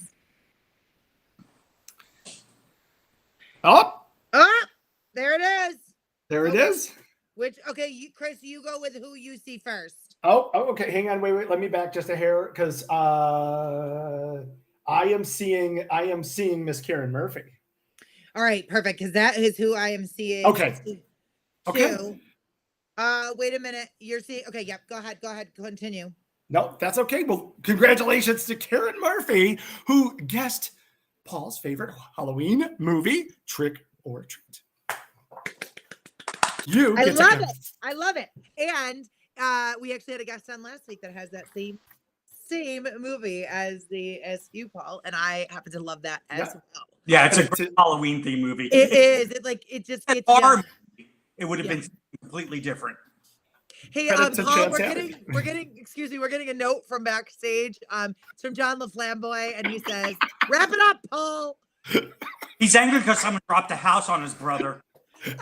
Oh my God. We love you, Paul. I love it, Paul. Thank you. Hunters, Thank you so much for having me on. It's really very kind. I really appreciate the kindness. You have no idea. I really do. Continue. Well, we love you, and we're so proud of you, and we cannot wait to see you at MHC, or maybe sooner. Well, you never know. You never know where Transworld Live might show up. You never know. You never know. Continue the mission. HuntersAgainstHate.com. Go support Paul and all of his amazing work. Thank you so much. Have a wonderful evening. Now that it's like way past my bedtime. But okay. I'm not even going to be able to get an episode of Golden Girls in now, but I'm not going to. We love you, brother. That's fine. You had an episode of the Nicole show, so you should be fine going to bed now. Sweet dreams. What I wouldn't do for a large polo mallet. All right. Get some sunshine because you're getting too much shade. Love you. Bye. Bye, buddy. Bye. Oh my God. Oh. So happy. Episode, I don't know if I'm out of practice, but my cheeks. They just hurt. Right. I've been laughing so hard, but I have a feeling that is not going to stop. Okay. No. So, all right. If you guys don't know this about us already, the fun doesn't stop. No. Speaking of fun not stopping, Chris, do you have a quick second to talk about the Transworld Live after party? I absolutely do. So, all right, give us like the 30 seconds elevator version. Go. as you are gearing up for the longest 4 days of our lives and the best 4 days of our lives, make sure that you carve out time for Friday night and Saturday night into the wee hours of the morning for our official Transworld Live after party. It's going to be held at the Embassy Suites right across the street from the Donald D. Stevens Convention Center. And I believe the hours are like 11 to 2, and we will be serving drinks till 2 a.m. both nights. Nicole and I will be there. We'll have fun games and music and a party atmosphere. And here's the best part. You buy your own drinks. We buy your admission. Yep, that's right. It's on us. You come, you hang out, just buy a couple drinks, hang out, and have a good time with us. Yes. Right there. So, and just one quick thing, but wait, there is more. I just want to add to this, Chris. The pouring of the drinks, we will not physically be pouring them. No. However, we will be to the side clapping and cheering you on as you consume. And if you've never been to a Transworld Live party before, which you haven't because they're brand new, just expect to you're going to need a nap. You might need a lemon. You might need some extra stuff because it's going to be amazing. Yeah. I mean, you cannot miss this opportunity to see Nicole consume Malort like she has never consumed before. So, okay, so wait. Hold up. Nicole is already Malorted. Nicole will never Malort again. Just going on the record. As this book is my witness. Oh God, here we go. Not be Malorting again. There's going to be a cardboard photo up of Chris and Nicole. Alex, you know what? That is a great question. There won't be because we will be there live and in person. Unless Chris Malorts me, then I'm going to bed. So he's going to need one. Yes, you are going to have. Patrick, careful what you wish for. You might get Malorted. You never know. And Judy had a very important question. Yeah. How am I going to incorporate this book into next week's episode? Well, I guess you'll just have to tune in. Just have to find out. Because I can be sneaky like the rest of them. Oh my gosh, we're having way too much fun. Yes, challenge definitely accepted. Chad. Yes, Chad. Oh my God, I love it. But wait, there's more. Chris, who else is coming on to join this crazy party tonight? Okay, well, we had to round out this legendary lineup here with some of the pioneers of our industry when it comes to bringing you live shows and a place for haunters to gather and hang out and share ideas. And of course, we know that all of you are a big part of them because we're big supporters of them. So we have the coolest opportunity to get the three of them to come hang out with us and share in our live stream because they have an epic one and we get to have them right here on Transworld Live. Yes, that's right. I'm talking about the legendary Pandora Rose, Deoblo Lopez, Phil Rocco. You know him as Haunters Hangout. What's up, guys? Yeah. You guys, this is like the Christmas episode. I feel like this is the Halloween Haunters Christmas episode. That's what we should have called this. Yes. We've got everybody here. This is amazing. We have so much fun. I heard you was on a magazine. Somebody just brought up that my post-it fell out, but what they don't realize is due to the magic of television, I already grabbed another one to put in my bookmark to make sure it was here in case you have to talk about it. Yeah, I had it right here. Wait, I know that Phil and Pandora were wondering as well. And if you didn't hear, always, my friend, always, yes. She's like so quick, so now we got to go see for ourselves. Buy the book, hold it open, gaze at it. You know, all its glory. You know what's great about it? It can get sit the signature on your shelf just like that. See the nine, but really that can be the surprise. Instead, it's here. I'm just saying. Get that photo out. Yeah. I do have a cheesecake from smiling too. This is right. I know. This is we need massages on that. I know. So wait, I'm going to break this ice one last time. And I'm just going to say this, and I promise you I'll put the book away. So actually, little known fact, while I'm very confident in a lot of ways, I don't ever think that I deserve to be alone. So that's why I chose the only person to put like 12 extra people in there with me because they're really who makes the haunt amazing. And I just happen to be the crazy one behind the scenes, right? And so that's really why I keep showing it is because I know that a lot of them are watching and they get all excited every single time I do. Yeah, I want to know why we had to come behind John and Paul. That's what I'm wondering. Because you're like the it's like the you gotta final try to chimney drop. step it up now, like do a dance or something. Do something. Pandora, do something. Damn. Ah. Come on, Philly. No pressure. Do something. Oh well, Keith does want to know what the drinking word is tonight. So wrong show. Wrong show. No, I'm that just word? I know, wrong show. Sorry. I can't believe you didn't know already. It's Spooky Mama. Spooky Mama. Spooky Mama. Here we go. Cheers. There Spooky you Mama. go. There we go. Mm-hmm. Well, guys, 435, Paul. 435. Oh my god. well, All right, and yes, definitely. I gotta say this, John Laflamboy, Pandora. You look great. You powerful badass. Thank you very much. Mwah. Love you, John. Thank you. Thank you. Yes, we powerful women behind the scenes, right? Yeah. Yeah, Exactly. All right. Now, in all seriousness, now that you guys have dropped down our Christmas Halloween chimney, for those that don't know, bringing everybody books of haunters. Tell us everything about Haunters Hangout. Oh, geez. Oh, know. You gotta start that one, Deoblo. That's all you, brother. Yeah, it's like, where do you start? It's like, I mean, when we first started out, we was just a bunch of hunters on YouTube, and it was like, and it's like everywhere I looked, it was like hard to find someone who would do like a how-to or whatever. And then I found Alan Hops, and I'm like, oh, he's doing all these YouTubes, and then following his friends, I kind of, got to know them there, and then they all started doing it. Then I started doing a YouTube, and next thing you know, they're like, oh, why don't you start a Facebook page? And a couple of friends of mine, Brad Goodspeed and Jim Walden, was like, let's just start a Facebook page. And I'm like, okay. And as soon as we did and started posting stuff, like the whole community just came together. We knocked off all the rude comments, anybody that had anything negative to say, we just knocked all that out and just wanted a strong platform of people getting together, having a good time, sharing information. And that's pretty much, and after that, it just blew right up.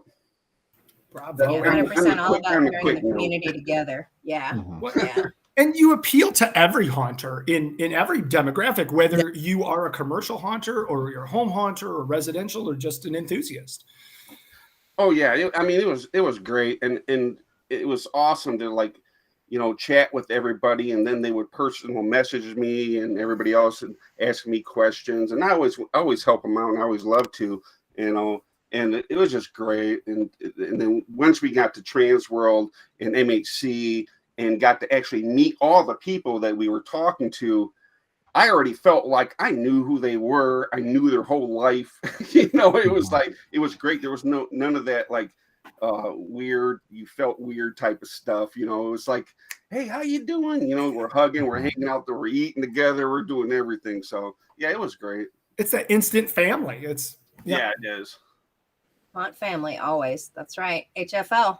Yep. Haunters for life. Haunters for life. Yep. I love it. Yeah, we went through a whole bunch. I went through a bunch of people helping me with the Hangout, and I appreciate them all in the shows. And then I had Phil come on, and had Pandora came on, and we just fit. You know what I'm saying? It's like we all work good together, and so it's like you gotta. Sometimes it's like I get a little drunk, and I have to let Pandora take over most of the time. So. And I think she's naturally learned, when it happens, right? They're like, yeah, but you can say something. I'm like, oh man, go ahead. So that's where I'm going to meet you at that live party, Nicole. We'll see. Let's do this. Bring your A game. No. Yeah, I'm gonna bring my magazine too. See what that signature looks like about 2:00. Battle of the Centerfolds, baby. Yep.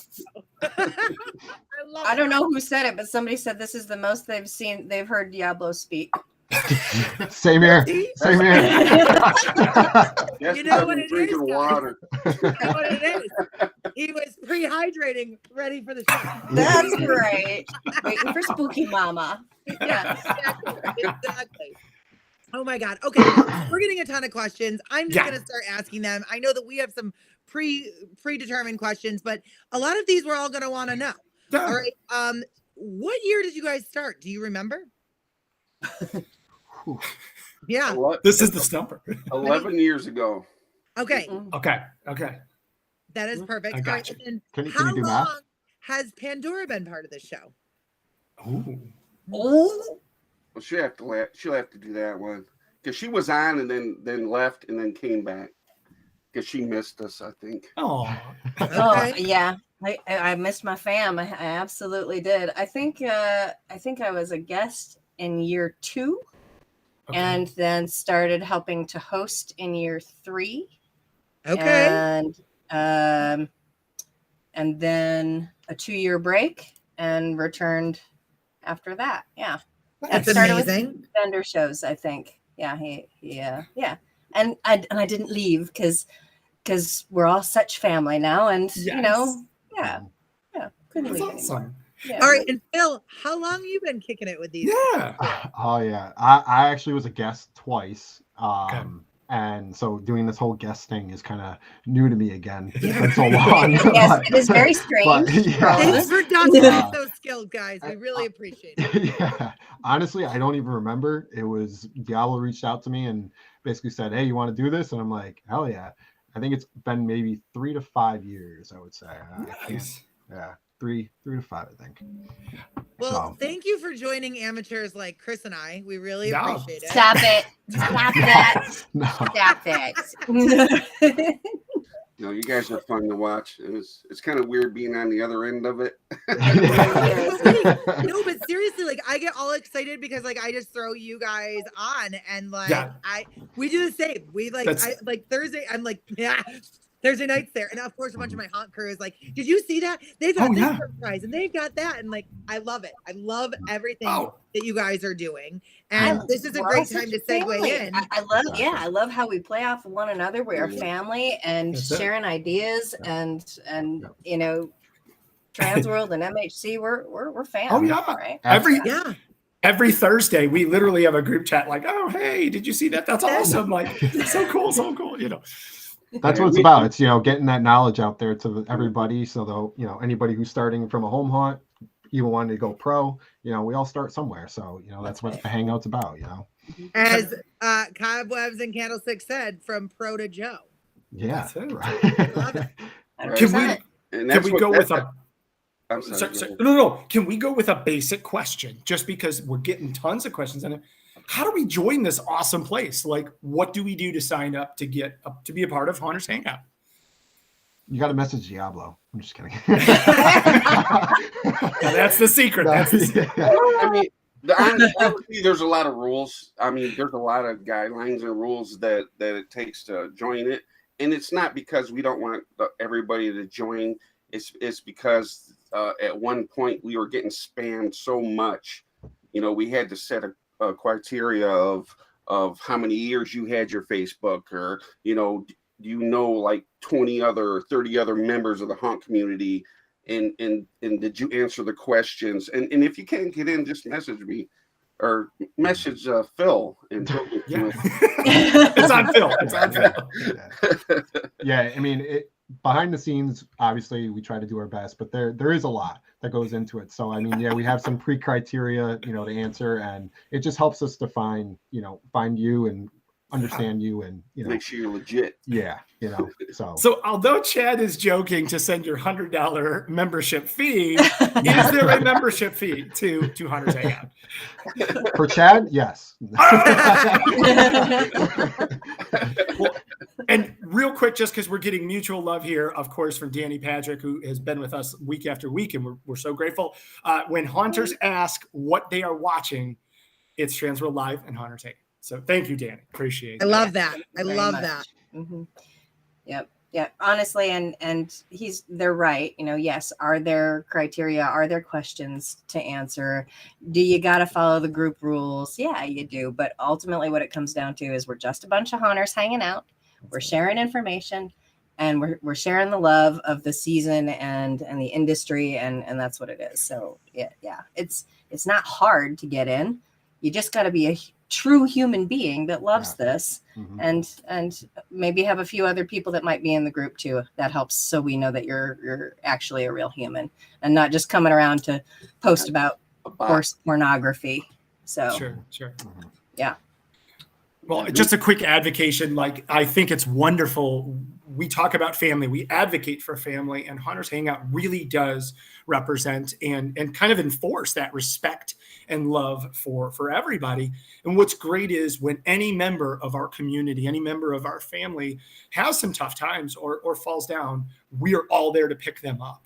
And we've had just an amazing experience being a part of your world and this amazing partnership that continues to develop between our two organizations. So we just want to thank you from the entire Transworld team, because we've got some big stuff to talk about today. Yeah, we do. Yes, we do. I love it.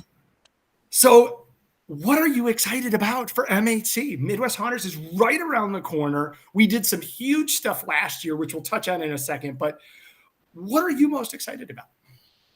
I mean, it's not what am I most excited about. It's what is there not to be excited about. I mean, come on. Very nice, Phil. Thank you very much, Philly Come cheese. on. Perfect It's answer. MHC. Come on. If you haven't been, what are you doing? You got to book that ticket and get out there. Yeah, Mhm. for sure. Mhm. Yeah. Yeah, it's awesome. Just meeting everybody is like one of my favorites. The ball, great time. Everything's like I have a great time. The food, oh God, it's like hold on, I'm talking. I'll be back in a minute. I go get some food, come back. I'm back. It's like everything's great. I mean, I have like the best time ever since I first went in Ohio. I had like the best time ever, and then it switched to Chicago, and then it's awesome. I'm so excited to Yeah. see you guys. Yeah. And I know Even- that Alan has said it before, but it's really about the people and seeing the people, and this is the ultimate gather with your people event. It really is. Yeah. I definitely would add on to that networking. It's just the networking that's available is unbelievable. It's, you can talk to somebody you haven't met before and you feel connected. And it's like, it's just a great show. And then on top of that, I would say haunts. For me, going to all these haunts that are available through pre-tour or even the Friday night haunt tour, it's just amazing. You can't experience haunts like this, during haunt season because it's sometimes busy. Right. To go during this time, it's just you get that great experience. It's so much fun. So yeah. And like every year we're getting more and more sponsors, and they give away prizes to everybody watching, every show. I mean, every year it's more and more, and I think that's great that they want to give to the community and stuff, and I think it's awesome. Yeah, and that's one of the things we're excited about with MHC for this year too. We will be doing the. May I announce this now? Yes, Are we waiting? yes. Yes. Let's do it. Can we break this news now? breaking news. Yes. you Drum guys say roll. breaking news. Okay. We're super excited that we're going to be able to do the raffle again this year to benefit St. Jude Children's Research Hospital. Yes. It was epic last year. It's going to be off the chain this year. Yeah, the prizes this year, incredible. Yep. Pandora, you and Hunters Hangout, it was so incredible. Like, we really didn't know what to expect. So we were obviously working the stage and we were helping you move stuff in place. And it just felt like truckloads and truckloads of things. And there were like 200 or 300 items. And the raffles just kept going. And the people, to see their faces, to walk away with some amazing prizes from all of our fantastic vendors and people that support this entire industry. Just awesome. So happy to hear that. That is such a value add for people to come and hang out and get free stuff. Yeah, absolutely. Get free stuff and to benefit such a great cause that's near and dear to Deoblo's heart, to my heart. To who doesn't want to help benefit St. Jude Children's Research Hospital, right? So it's our chance to give back too. Yeah. Chad may have asked the most important question: how do you donate to the raffle? How do you get a part of this if you make some product and you want to contribute? That is a great question, Chad. And the reason this is a great question, because not only this year do we have our regular sponsors who will be providing amazing prizes for this, but with people absolutely coming out of the woodwork wanting to be a part of this year, we will this year also be having a special donors category where you can reach out to us and talk with us. And if you're willing to provide something for this, to donate to this for the raffle, you are welcome to do so. You can either bring it with if you're coming to MHC, or ahead of time you can ship directly to Deoblo. Now, let's go easy. He can only bring so much. Sure. But you're more than welcome to do that. We welcome it. It's wonderful. The more we can give back, the more we're able to give to St. Jude's. I just have a quick question. Mm-hmm. Let's say there was somebody that wanted to donate an item from a vendor that's already coming to MHC. Mm-hmm. Would I just let you know ahead of time that, like, hey, Nicole is going to be donating volume 9. Okay, mama. Yes. But Nicole, is it going to be signed? Is it going to be signed though? Yeah. Put me down. Yeah, I will sign it. Yeah. To the raffle on behalf of not only Hunters Against Hate, but from me, Transworld Live crew, all here. So something like that. What would I do? Do I just email you? Do I let you know? Good question. Absolutely epic. And you can absolutely email either Deoblo or myself. Okay. Or message us directly on Facebook. Drop into our DMs. I'll slide into your DM. Like it.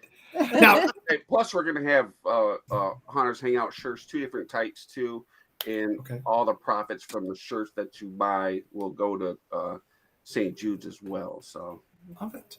Yep. Well, we have two great questions here. Tara asks, how much is it per ticket? $1. $1 per ticket. Wow. Great.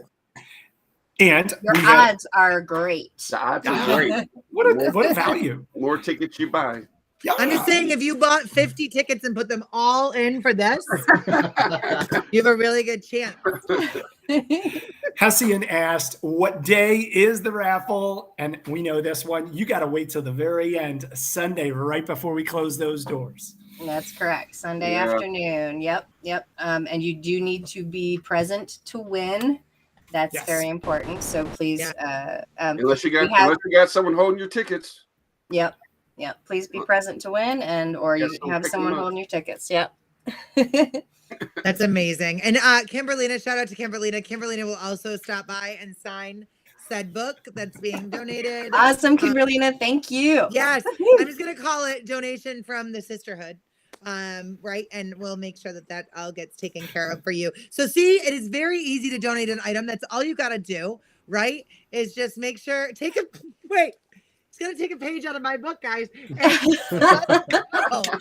See, this is for all the doubters that were like, how is she going to do this all night? I'm telling you. Don't worry. This is expert level. And we'll give away free stuff if you take the book away from her while she's walking through MHC. Grand prize game. No. So definitely get a hold of you guys. It's very easy to do.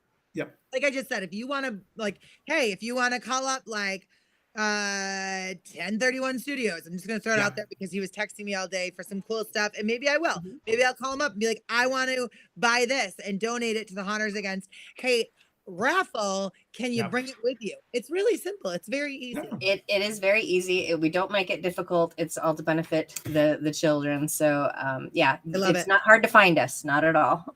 We have a question from the chat. How can people pay? We know cash is king, but can they write a check? Can they bring a credit card? Cash only, please. Okay, there we go. Okay. Answered. Perfect. Cash is king. What did you do? What you were going to say something, Deoblo? Well, I mean, is this breaking news? We probably could do PayPal.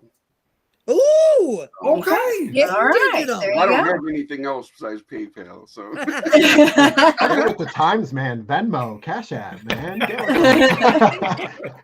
It's an app. That's all you have to do. Oh my God, I love it. And for anybody following along at home with the shtick, because somebody did just text me of how many have I dropped? I've dropped 4 of them with that flip thing that I'm doing. So just keep going. But all right, so I would love to say that is the only reason that we brought you on here. Yeah.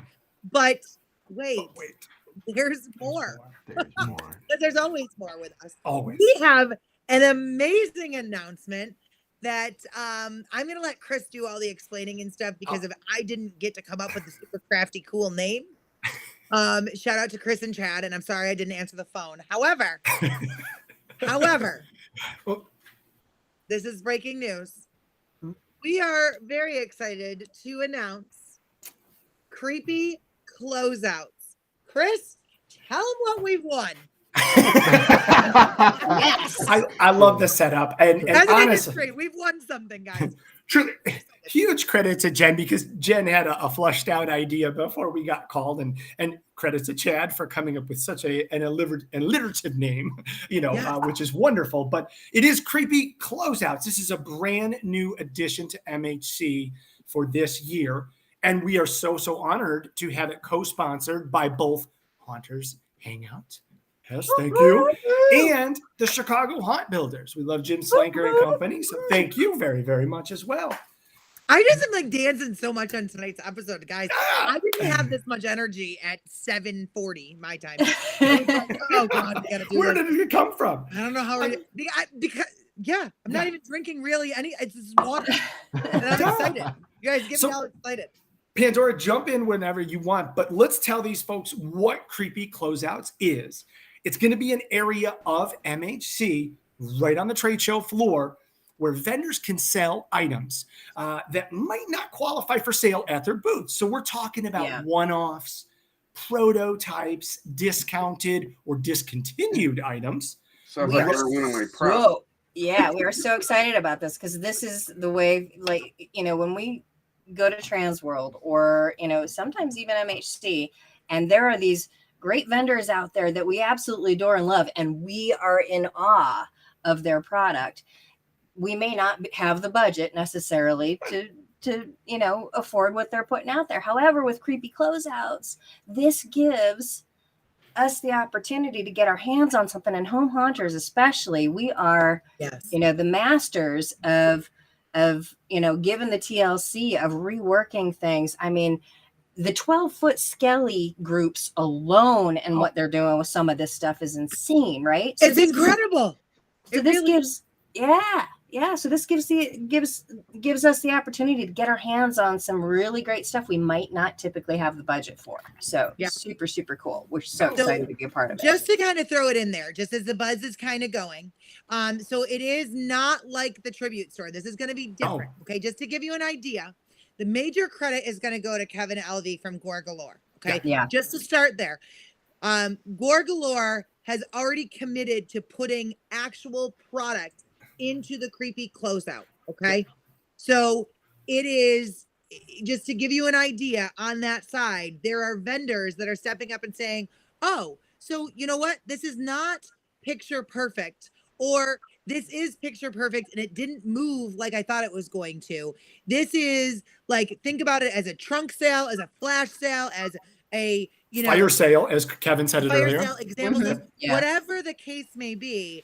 You are going to be able to go to the Creepy Closeout. And like Pandora said, as a home haunter, or even somebody that's a collector or an enthusiast, it's like, I've always wanted to own something from XYZ. Yeah. Right. And there's people that go to Transworld for the very first time and they're like, I just wanted to buy XYZ from so-and-so. And then I get there and all of the samples are already sold out. Right. Yeah. Or what I could afford is already sold out. And now I've got to pay for shipping. We've all been there. We all started somewhere. Right. So now think about this, Pandora and Deoblo and Phil could all walk up and be like, oh my God, here's something from Gore Galore. I'm going to totally name drop them again because they're doing an awesome thing with this. Doing awesome. Yes. And all of you want to own this. And guess what? Y'all can walk away with it at the Creepy Closeout. And now you can. And now you can. For you. No. And this is a very important rule. No junk. Yes, absolutely. It is. Thank you, Chad. This is not a flea market type thing. It is not a penny sale. There is legitimate things, and maybe there is something that needs to have some sort of, reworking to it or whatever. But just like you say, we all kind of possess the skills or know somebody that does to bring this to life. And that's right. Yeah. Yeah. Home Hunter is some of the most creative I'm trying to find the word here. Help me here, guys. The word for rethinking, reimagining, problem solving, and solutions for looking at everyday things and making them amazing. And so to be able to get your hands on something amazing and make it even more amazing, and being able to afford said thing, yes, that is amazing. It is. It is. And you see, and you guys doubted our, but wait, there's more. Yeah. This is big. More to Chad's point, to just to flush that out a little bit, there will be some broken or defective items that we are going to be accepting, because you can make magic out of that, right?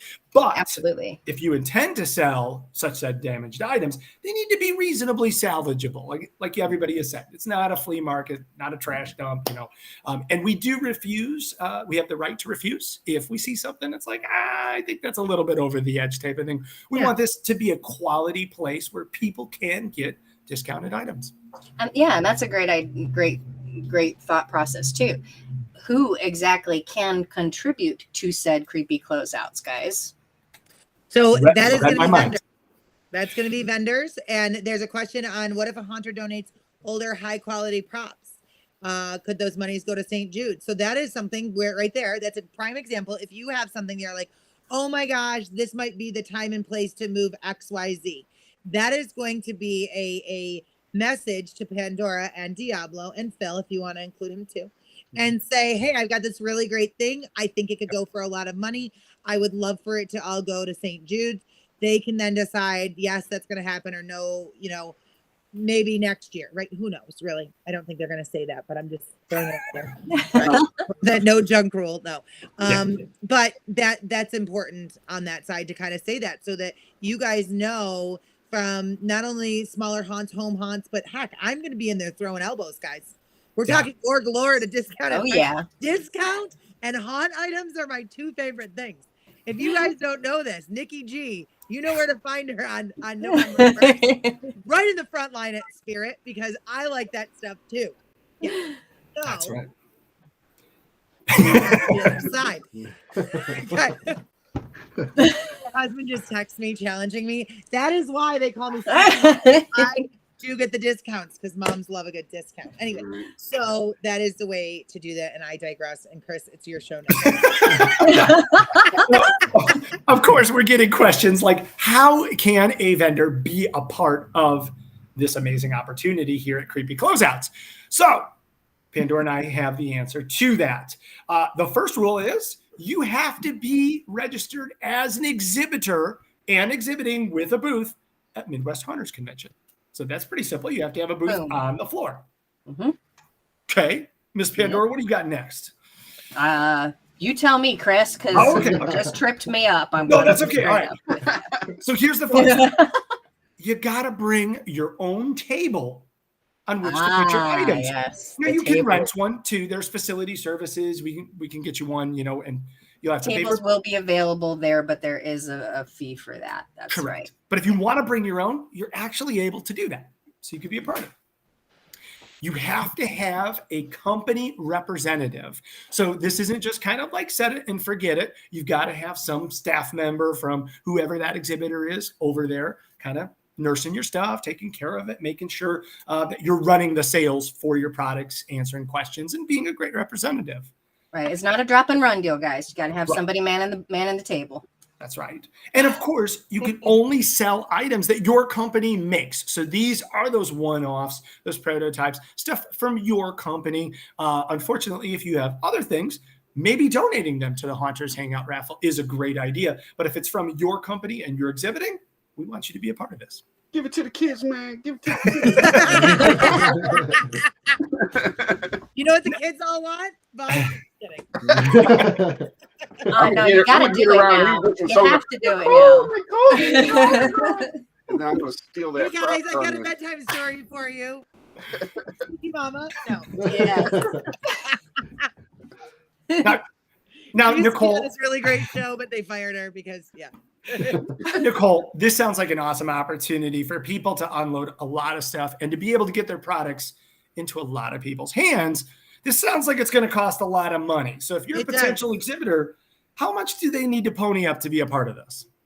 Well, for those of you that are already registered, this is going to be a free add-on courtesy of Free? Transworld. And we want to thank you all for joining us here on Free 30.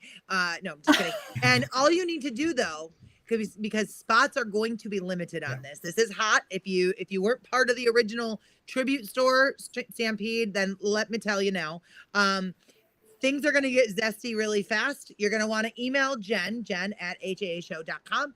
Let her know that you're interested in having a product in Creepy Closeouts and the nature of those products. Okay, so a sign-up form is going to be coming very soon, and it will also be located on the website. So you will be able to get all of that, but really important, setup will take place at the same time as general vendor load in. Creepy Closeouts will be open an hour after the show floor opens on Saturday and at the same time as the show floor on Sunday. Because we see you, we love you, we love our vendors, we get it. We are not expecting that first rush for you to have somebody over there, and I can just see Alan running across from both in my head, trying to be both places at once because he's like, but wait, I need to meet the people over here. No. We're not going to do that to you guys. And then the biggest thing is for our attendees is it is going to open at 11 on Saturday, and it's going to be first come, first serve. When it's gone, it's gone. It's gone. And understanding that, like, if it says sold on it, right? That means it's sold for that price. You can walk up to a vendor and be like, hey, I loved that item.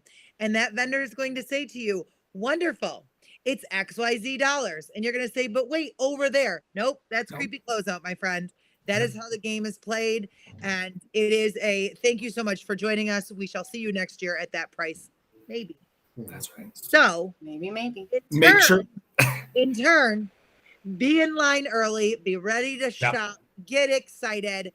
Know that Deoblo and Nicole are already running towards that item. And back up over there until we're done. And bring fisticuffs, people, fisticuffs. She's ready. And bring my scooter. Bring a bigger car with a huge trunk or a trailer or something. Yeah, very much so. You're right, Chad. I believe it did come into existence just yesterday.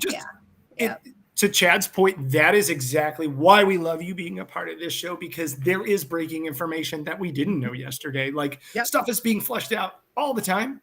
You're with us hanging out, and we get to spread it to you. So and one of the cool things about all of this web that we have of amazing people and haunters, if you had just left that spider of Jen and Nicole on the web yesterday, it would have been like, and we're having a haunted yard sale, but it's not a yard sale. It's just like a yard sale, but it's really only for vendors. And so that's it. That's awesome. And that's part of what I love about this partnership too, is that we're benefiting the community up one side and down the other. And it's a beautiful, beautiful thing. Yes. It is so amazing. And actually, people are asking, will items be known ahead of time? So this is a great question. And a really great note, if you scroll up, like Chad said, this is something that only existed starting yesterday. And really, really, I'd love to say, like, hey, Chris, can we guarantee that we're going to show items here? Haunters Hangout, can you guarantee? We don't know. So the best thing to say is at 11 a.m. on Saturday is going to be your first peek at these items. And if you were MHC last year and you saw how the line it's starting to look very similar to a junior Transworld. Make sure you're in line. Make sure you got your comfortable shoes on. Obviously, don't run and throw elbows. Because Nicole and Deoblo are already there, so really don't. Okay, just be slow. Walk casually. But the biggest thing to remember in that is obviously safety. But that's when it opens. And be ready. That's it. So, thank you. A huge thank you to Haunters Hangout for helping support this, as well as Chicago Haunt Builders, because what a great opportunity. So, we're proud to be a part of it. It's going to be a great thing for sure. Yeah. We actually swapped spots with them. We were by the kids zone. They wanted the space, and we wanted to be in front of the stage. So so there will be a swap of positioning for Hangout and for more breaking news. Wow. So space swap for Chicago Haunt Builders and Hangout. To make their haunt bigger, I think. Heck yes. See, we didn't even know. That's awesome. Well, we are so honored to have you here. We have to do this again before the big show. But before we go, is there anything else you want to share with the people watching tonight from Transworld Live? I'm fairly certain that come May 25th, if Deoblo, Phil, and I had our druthers, I believe we are going to have a Nicole Ginsburg and a Chris Zarobsky hanging out over at the Haunters Hangout to discuss all things MHC on the Hangout. Is that a possibility? Is that I can confirm that my assistant, aka Miss Apple, does have that. Is that girl from the Hunters Against Hate book? Exactly. Spooky Mama, I think, is her name. Yeah, that's it. Is that it? Okay. It's my life where everybody really needs a spooky mama. Yeah. We would be honored. I'm so glad to hear that. Excellent. Thank you for having us tonight, and we appreciate this. Yeah, definitely. We absolutely appreciate you guys, and if you guys, those viewers who haven't reserved a bus yet, if you haven't reserved this bus, you better do it now, because the fun that we had and the smiles that were made in the background when we were sitting in the green room. Oh my God. You guys, you got to book this. Sorry, Tater, but I know. We love it. We love it. Yeah. And me being from Michigan, I can tell you, hands-on, that these haunts are amazing. Yeah. Just totally blowing. Bravo. I've been to them all like 3 times already. Yeah.